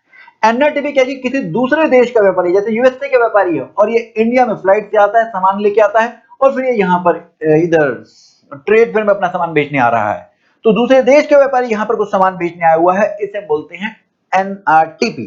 हाँ जी, इन दोनों को कंपटीशन स्कीम नहीं मिलेगी। क्यों? क्योंकि हम इनसे एडवांस में ही जीएसटी ले लेते हैं। भाई 2 4 5 दिन 10 दिन के लिए यहाँ पे ट्रेड फेयर लगा हुआ है, यहाँ पे अपना सामान बेचने आए हैं, इसके बाद तो भग जाएगी। कंपटीशन स्कीम में हम देखते हैं कि उन्हें 3 महीने का इकट्ठा क्वार्टरली टैक्स जमा कराना होता है, ये तो 5 दिन में ही भग जाएंगे, और इनसे तो हम एडवांस में टैक्स ले लेते हैं, इसलिए इनको हम कंपटीशन स्कीम नहीं दे सकते हैं। चलिए आगे, अब हम करने जा रहे हैं कंपोजिशन का रिवीजन। तो मेन बैच वाले बच्चे पेज नंबर 4.35 चार्ट पे आ जाइए फटाफट से। 4.35, फास्ट बैच वाले 4.22, जल्दी फास्ट। 4.35 पे आ जाइए मेन बैच वाले बच्चे। हम करने जा रहे हैं यहाँ कंपोजिशन की बातें। सुनिए जी, एक सेक्शन 10(1) 10(2) है, यहां पर कंपोजिशन स्कीम किसे मिलेगी? मैन्युफैक्चरर को, रेस्टोरेंट को और अदर सप्लायर को। मतलब रेस्टोरेंट सिर्फ एक सर्विस प्रोवाइडर है, इसके अलावा जो सर्विस प्रोवाइडर हैं उन्हें 10(2) में मिलेगी, 10(2) में मिलेगी। ओके जी। 10(1) 10(2) वाली कंपोजिशन स्कीम लेने के लिए, ये दोनों ही स्कीम ऑप्शनल है, आपकी मर्जी है, लेना चाहते तो ले सकते हैं। हाँ जी, क्या फायदा है? आपके प्रोडक्ट पर रेट 5 है, 12 है, 18 है, 28 है, भूल जाओ, आपको सिर्फ ये नॉमिनल 1% या 5% यही टैक्स देना है। मैन्युफैक्चरर ट्रेडर है तो 1%, रेस्टोरेंट तो 5%, तो आपके प्रोडक्ट पर रेट भूल जाओ, बस ये सिंपल इतना कम रेट से टैक्स देना है। ओके, ये कम स्कीम कब ले सकते हैं? अगर आप प्रीवियस ईयर में ये वाली टर्नओवर हो, अगर आप सतनम वाले स्टेट में आपका बिजनेस प्लेस है, तो तब आपकी टर्नओवर, एग्रीगेट टर्नओवर, क्या अभी हमने एग्रीगेट टर्नओवर की बात करी थी ना, तो यहां एग्रीगेट टर्नओवर की बात कर रहे हैं अगर प्रीवियस ईयर में 75 लाख या उससे कम है, और अगर कोई अदर स्टेट है तो 1.5 करोड़ या उससे कम है, तो आप कम स्कीम ले सकते हैं। सतनम का क्या मतलब है जी? S for Sikkim, A for Arunachal Pradesh, T for Tripura, N for Nagaland, U for Uttarakhand, और 3 एम से मणिपुर, मेघालय और मिजोरम। तो अगर यहां पर है तो 75 लाख से कम होनी चाहिए पिछले साल में टर्नओवर, एग्रीगेट टर्नओवर, और अगर किसी अदर स्टेट में तो 1.5 करोड़ से कम होनी चाहिए। नंबर 2, आप ऐसा नहीं कर सकते, मान लो आप कई सारे गुड्स सर्विसेज में डील करते हैं तो आप सभी गुड्स के लिए कंपनसेशन स्कीम लेंगे, ऐसा नहीं कि कुछ के लिए कमीशन कुछ के लिए नॉर्मल। ठीक है जी। नेक्स्ट, अगर आप कंपनसेशन स्कीम लेते हैं, मैन्युफैक्चरर है तो 1% टैक्स देना है, इसमें आधा सीजीएसटी आधा एसजीएसटी। ट्रेडर है तो भी 1% देना है, आधा सीजीएसटी आधा एसजीएसटी। रेस्टोरेंट है तो 5% देना है, 2.5% सीजीएसटी 2.5% एसजीएसटी एसजीएसटी। ठीक है जी। अच्छा, यहां ध्यान दीजिए, ये जो टैक्स देना ये किसका देना है? मैन्युफैक्चरर रेस्टोरेंट को टीआईएस, टीआईएस क्या जी? टर्नओवर स्टेट, स्टेट की टर्नओवर का देना है। लेकिन ट्रेडर को, एग्जांपल अदर सप्लायर वर्ल्ड का, यहां पे एग्जांपल ट्रेडर, ट्रेडर को टैक्सेबल टर्नओवर का देना है। ट्रेडर को किसका देना? टैक्सेबल टर्नओवर का। टर्नओवर इन स्टेट में जैसी एग्रीगेट टर्नओवर की डेफिनेशन थी ऐसी स्टेट की टर्नओवर की डेफिनेशन है, इसमें टैक्सेबल सप्लाई एग्जाम सप्लाई दोनों आती है। तो इसका मतलब ये हुआ कि मैन्युफैक्चरर रेस्टोरेंट ये टैक्सेबल प्लस एग्जाम दोनों का देंगे, टैक्सेबल प्लस एग्जाम दोनों का देंगे, लेकिन जो ट्रेडर है ये सिर्फ टैक्सेबल टर्नओवर का देगा। जैसे हमने एक क्वेश्चन दिखाएं तो एक क्वेश्चन ऐसा किया था, हीरालाल था एक, इसकी एग्जाम सप्लाई भी, एग्जाम टर्नओवर भी है, टैक्सेबल टर्नओवर भी है। कह रहा है अगर हीरालाल मैन्युफैक्चरर, तो बताइए कैसे निकालेंगे हम? ये तब एग्जाम प्लस टैक्सेबल दोनों 32 लाख पर 1% निकालेंगे, 32,000, और सीजीएसटी आधा 16,000, एसजीएसटी 16,000। लेकिन अगर ये ट्रेडर है तो सिर्फ टैक्सेबल टर्नओवर जो कि 15 लाख है, इसी पर हम टैक्स निकालेंगे, 15,000, 7,500 सीजीएसटी, 7,500 एसजीएसटी। ठीक है जी। नेक्स्ट, हाँ जी, अगली बात सुनिएगा। इसके बाद, हाँ जी, इसके बाद अगली बात सुनिएगा। क्या ये जो आपकी स्टेट की टर्नओवर है, स्टेट की टर्नओवर है या एग्रीगेट टर्नओवर है, क्या इसमें इंटरेस्ट इनकम ऐड करनी है? ना जी ना। ये नेक्स्ट पेज पे जो एक्सप्लेनेशन थी ये सुन लीजिए। एक्सप्लेनेशन 1 ये कहती है इंटरेस्ट इनकम एग्रीगेट टर्न में इंक्लूड नहीं करनी है। इंटरेस्ट इनकम अगर आपने लोन, डिपॉजिट, एडवांस एक्सटेंड कर रखा, जो इंटरेस्ट डिस्काउंट इनकम है ये आपकी नहीं इंक्लूड होगी। ऐसे ही स्टेट की टर्नओवर में भी इंटरेस्ट इनकम नहीं इंक्लूड होगी। तो जब हम टैक्स पे कर रहे होंगे तब भी इंक्लूड नहीं करना, और जब हम एग्रीगेट टर्नओवर कैलकुलेट करेंगे तब भी इंटरेस्ट इनकम को नहीं, 150 करोड़ 75 लाख में भी नहीं ऐड करना। और स्टेट के जब टैक्स पे कर रहा होगा मैन्युफैक्चरर रेस्टोरेंट, इंटरेस्ट इनकम को हटा देगा, बाकी पे टैक्स देगा। ठीक है जी। अच्छा, एक पॉइंट इसमें और है, वो क्या है? तो इंटरेस्ट डिस्काउंट क्या बोलते हैं? कुछ करो हमें शामिल मत करो, कुछ करो हमें शामिल मत करो, तो इसको शामिल नहीं करेंगे ना एग्रीगेट टर्नओवर में ना स्टेट की टर्नओवर में। अगला पॉइंट इसमें सुन लीजिए क्या। हाँ जी, पहले स्टेट की टर्नओवर का, अगर आपका रजिस्ट्रेशन 20 लाख क्रॉस करिए, अब आपका रजिस्ट्रेशन होना है, तो क्या रजिस्ट्रेशन के बाद जो सेल करोगे उसी पे टैक्स दोगे ना? जी हां। तो टर्नओवर इन स्टेट में ये लिखा हुआ है कि हम नहीं इंक्लूड करेंगे 1 अप्रैल से उस डेट तक की टर्नओवर जब आप रजिस्ट्रेशन करा रहे हैं। 1 अप्रैल से जब तक आप रजिस्ट्रेशन कराएंगे तब तक हम आपकी टर्नओवर में ऐड नहीं करेंगे। सही बात है, बिल्कुल। लेकिन जब हम एग्रीगेट टर्नओवर निकालेंगे तब हम 1 अप्रैल से लेके एंड तक सारा इंक्लूड करेंगे। जैसे मान लीजिए पहला साल जो आपका फर्स्ट ईयर होगा, ये उसी में प्रॉब्लम आएगी ना। फर्स्ट ईयर में स्टेट की टर्नओवर में रजिस्ट्रेशन वाली लिमिट तक का ऐड नहीं करेंगे। तो हमने बात बोला था, जब जब तेरे पास रजिस्ट्रेशन कराने आया उसके बाद ही तूने टैक्स लिया, उसके बाद वाली टर्नओवर पे ही तूने टैक्स लिया। ठीक है। लेकिन अब अगर हम बात करें एग्रीगेट टर्नओवर की, एग्रीगेट टर्नओवर से पता लगता है कि मेरे को कमीशन स्कीम मिलेगी कि नहीं मिलेगी। अब मान लीजिए हम अगले साल बात कर रहे हैं, अगले साल मैं प्रीवियस ईयर में 1.5 करोड़ देखूंगा, क्या 1 अप्रैल से काउंट करूं? चाहे रजिस्ट्रेशन पिछले साल में हुआ था, क्या रजिस्ट्रेशन से पहले वाली टर्नओवर को भी काउंट करूं? जी, मैं तो ये चेक करूं स्मॉल लेवल है कि लार्ज लेवल है, इसलिए मेरे को 1 अप्रैल से चेक करना होगा। तो हमने बोला था यहां पर शुरू से लेकर अंत तक, मुझे प्यार नहीं, मुझे इंक्लूड करो, तो शुरू से लेकर अंत तक सब कुछ इंक्लूड करना। तो इसमें एग्रीगेट टर्नओवर में 1 अप्रैल से रजिस्ट्रेशन तक की टर्नओवर भी इंक्लूड करनी है, क्योंकि हम ये चेक कर रहे हैं कि कंपनी स्कीम हमें मिलेगी या नहीं मिलेगी, कंपनी स्कीम हमें मिलेगी या नहीं मिलेगी। ठीक है जी। ओके जी, अब बढ़ते हैं आगे। अब इसके बाद बढ़ते हैं आगे। हाँ जी, इंटरेस्ट की बात एक और है, इंटरेस्ट की बात एक और है। एक तो इंटरेस्ट को हम शामिल नहीं करते, ठीक है, यहां तक ठीक है, इंटरेस्ट को हम शामिल नहीं करते। एक पॉइंट और इंटरेस्ट के लिए, वो क्या, ये जो 3 मैन्युफैक्चरर, रेस्टोरेंट, अदर सप्लायर हैं, क्या ये तीनों के तीनों जो ये काम कर रहे हैं, मैन्युफैक्चरर अपना कोई गुड्स मान लीजिए चेयर बनाकर बेच रहा है, ट्रेडर कैमरा परचेज करके सेल कर रहा है, क्या उसके अलावा थोड़ी सर्विस दे सकता है? पहले ये 10 to A नहीं होता था, तब इन्होंने रिक्वेस्ट करी थी कि भाई थोड़ी सी सर्विस दे दो, भाई मैं कैमरा बेचता हूं, कैमरा की रिपेयर भी कर देता हूं, मैं लैपटॉप बेचता हूं, थोड़ी सी लैपटॉप की रिपेयर भी कर देता हूं। तो उनको बोला तुम एक काम करो, थोड़ी सी सर्विस दे दो। बोले थोड़ी सी सर्विस का क्या मतलब है? बोलिए जो प्रीवियस ईयर में तुम्हारी स्टेट की टर्नओवर है उसका 10% और 5 lakh whichever is higher, तो यहां पर ये इस पॉइंट में इन्होंने बताया अगर ये तीनों अगर थोड़ी सी सर्विस देते हैं फिर भी कम स्कीम 10(1) 10(2) के लिए एलिजिबल रहेंगे। वो थोड़ी सर्विस क्या है 10% ऑफ टर्न स्टेट और प्रीवियस ईयर 5 लाख विच विधान। इसको समझने के लिए एग्जांपल देखें। मान लीजिए मेरी दो स्टेट में दो अलग अलग दुकानें थी। एक स्टेट में प्रीवियस ईयर में टर्नओवर थी 40 लाख, तो इसका 10% कितना हुआ 4 लाख और 5 लाख विच विधान। तो मैं इस शॉप से कितनी सर्विस दे सकता हूं करंट ईयर में? करंट ईयर में सर्विस दे सकता हूं 5 लाख तक की। दूसरा एग्जांपल, इसमें मेरी एक और शॉप 2 भी थी जिसमें प्रीवियस ईयर में 90 लाख की सेल हो रही थी। इसका 10% 9 लाख और 5 लाख विच विधान 9 लाख। तो मैं करंट ईयर में इस शॉप से कितने की सर्विस दे सकता हूं 9 लाख की। 9 लाख की। तो आप स्टेट वाइज 10% तक की सर्विस दे पाएंगे। 10% तक की स्टेट वाइज, मतलब आप इन तीनों को थोड़ी सर्विस अलाउड कर दी, स्टेट वाइज आप क्या कर पाएंगे 10% सर्विस और 5 लाख विच विधान इतनी सर्विस आप दे पाएंगे। ठीक है जी, यहां तक बात ठीक है जी। सर एक बार इस पे कोई क्वेश्चन दिखाएंगे? क्वेश्चन देखना है तो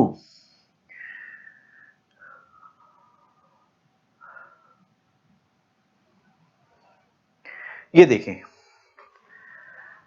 एक ये क्वेश्चन देख रहे हैं जी। प्रीवियस ईयर की मेरी टर्नओवर है 130 लाख की और 22 लाख इंटरेस्ट है। हाँ जी, जब इंटरेस्ट को कहीं शामिल नहीं करना तो प्रीवियस ईयर में हम एग्रीगेट टर्नओवर चेक करेंगे, कंपनी की मिलेगी नहीं मिलेगी उसके लिए प्रीवियस ईयर चेक करना है। तो मैं सिर्फ गुड्स की टर्नओवर 130 लाख देखूंगा, तो मेरी एग्रीगेट टर्नओवर 130 लाख होगी, इंटरेस्ट को कंसीडर नहीं करेंगे। ठीक है जी, 130 लाख होगी। अब इसके बाद करंट ईयर में कितनी सर्विस दे सकता हूं स्टेट की टर्नओवर, क्योंकि यही एक मेरी यूनिट थी, कोई दूसरी यूनिट थी नहीं, तो यही एक ही स्टेट है, तो इसी यही एग्रीगेट टर्नओवर स्टेट की टर्नओवर होगी जी। तो 130 लाख का 10% 13 लाख और 5 लाख विच तो 13 लाख तक की करंट ईयर में सर्विस दे सकता हूं। ये सर्विस किसके अलावा है? इंटरेस्ट के अलावा है। ये सर्विस किसके अलावा है? ये इंटरेस्ट के अलावा है, क्योंकि इंटरेस्ट को कहीं शामिल नहीं करना। ठीक है जी। अब करंट ईयर में मैं गुड्स भी बेच रहा हूं, सर्विस भी दे रहा हूं। सर्विस कौन सी है? सिर्फ इंटरेस्ट वाली इनकम वाली सर्विस है। सर इंटरेस्ट सर्विस कैसी है? मनी यूज करने के लिए दे रखी है, आपने लोन या एडवांस दे रखा है या बैंक में एफडी करा रखी है, तो मनी यूज करने के लिए दे रखी है और इसे हम सर्विस मानते थे, तो ये सर्विस है। तो ये आप 13 लाख सर्विस दे सकते हैं इंटरेस्ट वाली इनकम के अलावा। इंटरेस्ट ये सी इंस्टीट्यूट ऐसी इंटरप्रिटेशन लगाता था, तो हमने यही मानी है। तो 13 लाख की ये अमाउंट हम इस सर्विस के अलावा दे सकते हैं, और भी सर्विस है नहीं। ठीक है जी। तो अब हम करंट ईयर में 140 लाख पर ट्रेडर हो या मैन्युफैक्चरर हो, हम 1% दे देंगे जी, 0.5 सीजीएसटी 0.5 एचजीएसटी। ठीक है जी। तो इस इंटरेस्ट इनकम के अलावा है। ओके जी, ओके। और फिर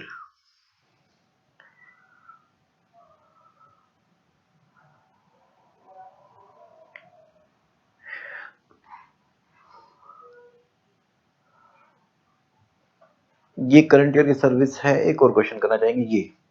हाँ जी, एक क्वेश्चन है, एक मस्त क्वेश्चन है, ये भी देखेंगे। हाँ जी, एक रेस्टोरेंट है, रेस्टोरेंट भी क्या ये सर्विस 10% की दे सकता है जी? हमने बोला था मैन्युफैक्चरर और रेस्टोरेंट और ट्रेडर ये तीनों को 10% सर्विस अलाउड है। तो अब रेस्टोरेंट की प्रीवियस ईयर की टर्नओवर थी 140 लाख और इसके पास इंटरेस्ट की इनकम थी 20 लाख प्रीवियस ईयर में। तो हमें एग्रीगेट टर्नओवर में इंटरेस्ट इनकम को नहीं देखना, तो हम क्या देखेंगे? सिर्फ 140 लाख। इंटरेस्ट तो हमें ना एग्रीगेट टर्नओवर में शामिल करना ना स्टेट की टर्नओवर में, ना ही 10% निकालते समय। ठीक है जी। तो हमने ले लिया 140 लाख। अब हम करंट ईयर में सर्विस कितनी दे सकते हैं जी? यही मेरी स्टेट की टर्नओवर होगी, कोई और यूनिट नहीं है, तो जी इस किसका 10% 14 लाख और 5 लाख विच है, तो करंट ईयर में 14 लाख की सर्विस दे सकता हूं। अब करंट ईयर में मेरी टर्नओवर है 130 लाख रेस्टोरेंट सर्विस से, और 10 लाख में फार्म लेबर की कोई सप्लाई कर रहा हूं, और इसके अलावा बैंक इंटरेस्ट है 30 लाख। ध्यान रहिए 14 लाख इस 30 लाख के अलावा है, तो इस इंटरेस्ट इनकम के अलावा आप 14 लाख की सर्विस दे सकते हैं। ये सी इंस्टीट्यूट की इंटरप्रिटेशन है। तो 14 लाख में जो आप सर्विस दे सकते हैं इंटरेस्ट इनकम के अलावा दे सकते हैं। तो हम इसके अलावा क्या दे रहे हैं कि नहीं दे रहे? हाँ जी, हमारे पास फार्म लेबर सप्लाई किया। आप ये एग्जामिनेशन के चैप्टर में पढ़ेंगे, अगर आप फार्म में अगर कोई लेबर सप्लाई करते हैं, जैसे किसान के लिए सारी प्रोडक्ट्स उसके जीएसटी से माफ हैं, तो अगर हम उसे कोई लेबर प्रोवाइड करते हैं खेती करने के लिए, तो उस पे भी जीएसटी माफ है। तो ये फार्म लेबर सप्लाई कर रहा है, इस पे जीएसटी माफ है। क्या ये 14 लाख से कम है? जी हाँ, 14 लाख से कम है। तो करंट ईयर में मैं सर्विस दे सकता हूँ रेस्टोरेंट के अलावा। ये 10 लाख की सर्विस दिया, क्या मैं एलिजिबल रहूंगा कमिट स्कीम के लिए? जी हाँ, एलिजिबल रहूंगा। लेकिन रेस्टोरेंट को जीएसटी किस पर देना होगा? 130 लाख पर या 130 प्लस 10 लाख पर? रेस्टोरेंट स्टेट की टर्नओवर पर टैक्स देता था, स्टेट की टर्न में एग्जाम प्लस टैक्सेबल दोनों ऐड थे, तो 130 प्लस 10 140 लाख पर, 140 लाख पर ये 5% टैक्स देगा। ठीक है जी। इंटरेस्ट की इनकम ऐड नहीं करनी स्टेट की टर्नओवर में। ठीक है जी। तो स्टेट के ये नहीं ऐड करेंगे, 130 प्लस 10 140 लाख पर ये टैक्स देगा 5%, 2.5% सीजीएसटी 2.5% एचजीएसटी। वापस आते हैं जी। हाँ जी, नेक्स्ट इसके बाद हाँ, इंटरेस्ट की इनकम हमें ये जब 10% और लिमिट निकालते हैं तब भी हमें स्टेट की टर्नओवर में ऐड नहीं करनी है, ये बात हो गई। नेक्स्ट, हाँ जी, मेरी एक यूनिट है दिल्ली में, एक यूनिट है यूपी में, दोनों मेरी हैं, सेम पैन पर है। मैं क्या एक के लिए कमीशन एक के लिए नॉर्मल ले सकता हूँ? ये नहीं चलेगा, नहीं चलेगा। या तो दोनों कमीशन लो या दोनों नॉर्मल लो, ऐसे नहीं कि एक के लिए कमीशन एक के लिए नॉर्मल। ठीक है जी। नेक्स्ट, जिस दिन आपकी 1.5 करोड़ या 75 लाख क्रॉस करी, उस दिन के जो भी बिल होंगे उस दिन से नॉर्मल रेट से जीएसटी पे करना। इस पे हमने एक B&D कंपनी वाला क्वेश्चन किया था, ध्यान हो आपको। 1.5 करोड़ या 75 लाख जिस दिन क्रॉस किया, उस दिन जो भी बिल कटे हैं उस पे आपको क्या करना होगा? आपको जीएसटी नॉर्मल रेट से देना होगा, नॉर्मल रेट से देना होगा। ठीक है यहां तक जी। अब इसके बाद एक बार, अब मैं आपको क्या आप जीएसटी कलेक्ट कर सकते हैं? नहीं, आपको बिल ऑफ सप्लाई इश्यू करना है जी। एग्जाम सप्लाई के लिए और कमीशन स्कीम के लिए बिल ऑफ सप्लाई इश्यू होता है, टैक्स इनवॉइस नहीं होता है, जिसमें जीएसटी चार्ज नहीं कर सकते आप, तो जीएसटी चार्ज नहीं करेंगे। क्या आपको क्रेडिट मिलेगा? नहीं जी, इतना रेट कम कर दिया, 1% कर दिया, आपके प्रोडक्ट पे 18 या 12 था, हमने 1% कर दिया, क्या अभी क्रेडिट देंगे? ना, क्रेडिट नहीं मिलेगा। जो आपसे परचेज करेगा क्या उसको क्रेडिट मिलेगा? नहीं, क्योंकि आप बिल ऑफ सप्लाई इश्यू कर रहे हो, उसमें जीएसटी रिकवरी नहीं करते, तो उसको भी क्रेडिट नहीं मिलेगा। अगर आपने कोई रिवर्स चार्ज वाली सप्लाई रिसीव करी है, क्या आपको जीएसटी देना रिवर्स चार्ज में? जी, क्वेश्चन भी किया था हमने। अगर कोई आपने, वैसे तो आपको 1% देना है, लेकिन अगर तुमको रिवर्स चार्ज वाली, जैसे गुड्स ट्रांसपोर्ट एजेंसी की सर्विस ले रहे हो, तो 5% रेट है ना, उस पे 5% रिवर्स चार्ज में दे देना। ओके जी। नेक्स्ट, बिल ऑफ सप्लाई पे ये लिख देना कि हम कमीशन स्कीम वाले हैं, टैक्स कलेक्ट नहीं कर सकते। अगर आपको कमीशन स्कीम नहीं मिलनी थी, फिर भी आप ले रहे हो, फिर हम तुम्हारे पर पेनल्टी लगाएंगे, डिफरेंशियल टैक्स लेंगे। जैसे मान लीजिए 18% लगता था, आप 1% दे रहे हो अभी, तो यहाँ पे 17% और ले लेंगे, पेनल्टी भी लगाएंगे, 73, 74 में उसके लिए नोटिस इशू करेंगे। ठीक है जी। अब मैं आपको ये दूसरा सर्विस प्रोवाइडर 10(2)(a) बता देता हूँ जी। हाँ जी, ये मेनली सर्विस प्रोवाइडर के लिए है 10(2)(a). ये कब मिलेगा? जब आप 10(1), 10(2) के लिए एलिजिबल नहीं है। 10(1), 10(2) के लिए जब आप एलिजिबल नहीं है, तो आपको ये मेनली सर्विस प्रोवाइडर है, तो ये वाला मिलेगा। इसके लिए तभी मिलेगा जब प्रीवियस ईयर में 50 लाख से कम एग्रीगेट टर्नओवर, आपकी प्रीवियस ईयर में 50 लाख से कम, 50 लाख या 50 लाख से कम एग्रीगेट टर्नओवर 50। यहाँ स्टेट वाइज ये कोई सतनम बतनम अलग अलग नहीं है, यहाँ पर सभी के लिए प्रीवियस ईयर में 50 लाख या उससे कम है, तो आप ये वाली स्कीम ले सकते हो। और तभी आप यहाँ पर आएंगे जब 10(1), 10(2) के लिए एलिजिबल नहीं है। तो यहाँ पर जीएसटी का रेट है 6%, 3% सीजीएसटी, 3% एचजीएसटी। किस पे देंगे? स्टेट की टर्नओवर पर देंगे। स्टेट की टर्न में आपका एग्जाम टैक्सेबल दोनों ऐड होता है, एग्जाम टैक्सेबल दोनों ऐड होता है। ये 10% वाली बात यहां पर आएगी नहीं, क्योंकि ये तो सर्विस ही दे रहा है मेनली, 10% वाली बात यहां पर आएगी नहीं। ओके जी। जिस दिन 50 लाख क्रॉस किया, उस दिन से आप जीएसटी नॉर्मल रेट से जीएसटी पे करेंगे, उस दिन से आप नॉर्मल रेट से जीएसटी पे करेंगे। ठीक है जी, यहां तक ठीक है। ओके, बाकी ये पॉइंट सेम सेम है यहां पर जो इतने पड़े थे। अब कुछ कंडीशन करने जा रहे हैं हम। इससे पहले अगर मैं इस पे क्वेश्चन दिखाऊं, सर ये कराई तो फिर क्वेश्चन दिखाना अगर दिखाना है तो। ओके जी, ध्यान दीजिएगा। सिंस एम इनके लिए कम्बन स्कीम नहीं है।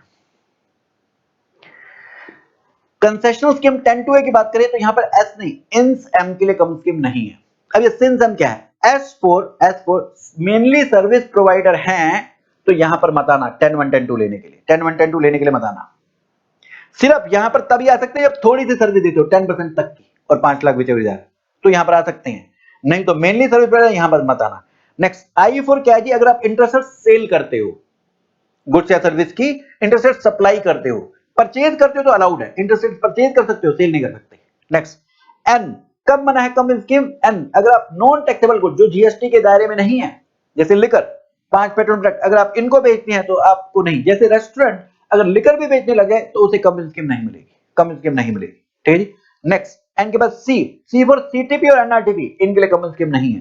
नेक्स्ट, ई अगर आप इको के थ्रू गुड्स या सर्विस की सप्लाई करते हैं, कम स्कीम नहीं है। एम अगर आप मैन्युफैक्चरर हैं नोटिफाइड गुड्स के, अगर ट्रेडर हैं तो अलाउड है, मैन्युफैक्चरर है तो मना है।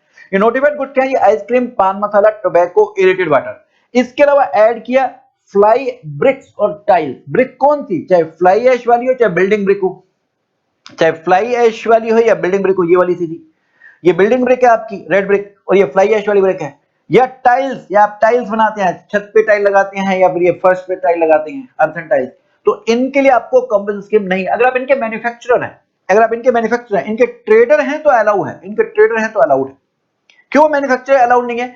क्योंकि मैन्युफैक्चरर को इन गुड के बनाने के लिए रॉ मटेरियल बिना जीएसटी लगा हुआ मिल जाता है, तो इसलिए इनको मना कर रखा था, मैंने आपको लॉजिक बताया था। ठीक है जी। अच्छा जी, यहां पर भी यही सेम सेम थे, एक फर्क है बस, एक तो ये सिंस एम वाला एस नहीं है, यहां पर एस नहीं है, बाकी इन सेम तो ठीक सेम सेम है। एक फर्क और ये है, यहां पर लिखा हुआ है मैन्युफैक्चरर ऑफ नोटिफाइड गुड्स, यहां पर सर्विस भी नोटिफाई हो सकती है, सर्विस भी नोटिफाई हो सकती है, जिसके लिए कम स्कीम नहीं है। लेकिन अभी तक कोई ऐसे प्रैक्टिकली नोटिफाई हो नहीं पाई, हो रखी है, सिर्फ गुड्स ही नोटिफाई हो रखे हैं। ठीक है जी। नेक्स्ट ये पढ़ना नहीं था। हाँ जी, एग्रीगेट टर्नओवर ये वाला हो गया। अब एक पॉइंट और, बस ये कंप्यूटेशन स्कीम के क्वेश्चन देख लेना। एक सर्कुलर और बताता चलता हूं, ये क्या, हाँ जी ये क्या है, यहां से दिखाऊं मैं आपको अपनी स्लाइड से। कुछ ऐसी कंपनीज हैं जो क्या करती हैं, जो पाइपलाइन के थ्रू, जैसे केरोसिन ऑयल भेज रही हैं, पाइपलाइन के थ्रू भेज रही हैं, इसने 5000 लीटर भेजा। अब ये क्या करते हैं, ये सारा नहीं सेलेक्ट करते, ये कुछ सेलेक्ट करते हैं, जैसे 17% सेलेक्ट किया, बाकी वापस भेज देते हैं। अब सवाल ये है क्या, कि जब भेजा था तब इनवॉइस बनाए, और जब ये वापस आया तो इसका क्रेडिट नोट बनाए, ये करें, या इनका ये नेचर ऑफ बिजनेस इनका ऐसा ही है कि ये जाता है, कुछ सेलेक्ट होकर वापस आ जाता है, कुछ सेलेक्ट होकर वापस आ जाता है। तो जीएसटी काउंसिल डिसाइड की इनवॉइस क्रेडिट नोट का चक्कर छोड़ो, जब भेजे तो चालान पे भेजे, जब वापस आए तो चालान पे आ जाए, जब वो सेलेक्ट करे वहां पर ये 850 लीटर का, तब इनवॉइस बना दो। ये मानो कि आपने सेल एंड अप्रूवल बेसिस पे भेजा था, ये पाइपलाइन से केरोसिन ऑयल जाता है, तो ये मानो कि आपने सेल एंड अप्रूवल बेसिस पे भेजा था, जितना सेलेक्ट हुआ उसका तब इनवॉइस बना दो।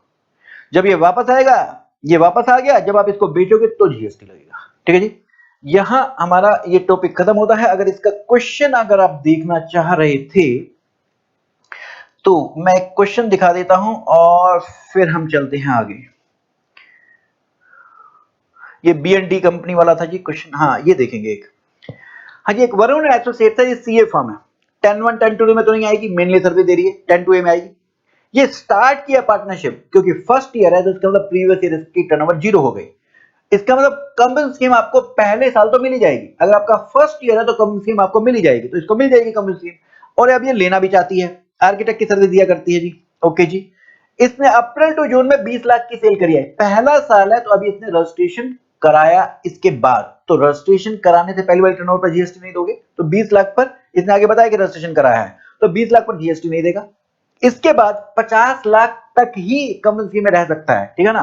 तो अब जुलाई सितंबर में 30 लाख होगी, 50 लाख में या 1.5 करोड़ 75 लाख या 50 लाख में, क्या हम रजिस्ट्रेशन वाली टर्नओवर भी देखते हैं जी? शुरू से देखेंगे एलिजिबिलिटी के लिए कि कंपनी मिलेगी नहीं मिलेगी, शुरू से देखेंगे। तो शुरू से देखा 50 लाख या सितंबर में पूरा हो रहा, तो यहां तक तो हम 6% देंगे, 3% सीजीएसटी, 3% एचजीएसटी। लेकिन इसके बाद जैसे ही ये 50 लाख क्रॉस हुआ, अब जो भी इस पे एक्चुअल रेट है 9% है, तो अब ये 20 लाख की जो सप्लाई है इस पर 9% लगेगा। ठीक है, 9% लगेगा। ठीक है जी। बस जी एक क्वेश्चन है टेक्नोलॉजी वाला भी था। बस जी अब काफी है, ये आप खुद ट्राई करना। यहां हमारा ये रिवीजन कंप्लीट होता है।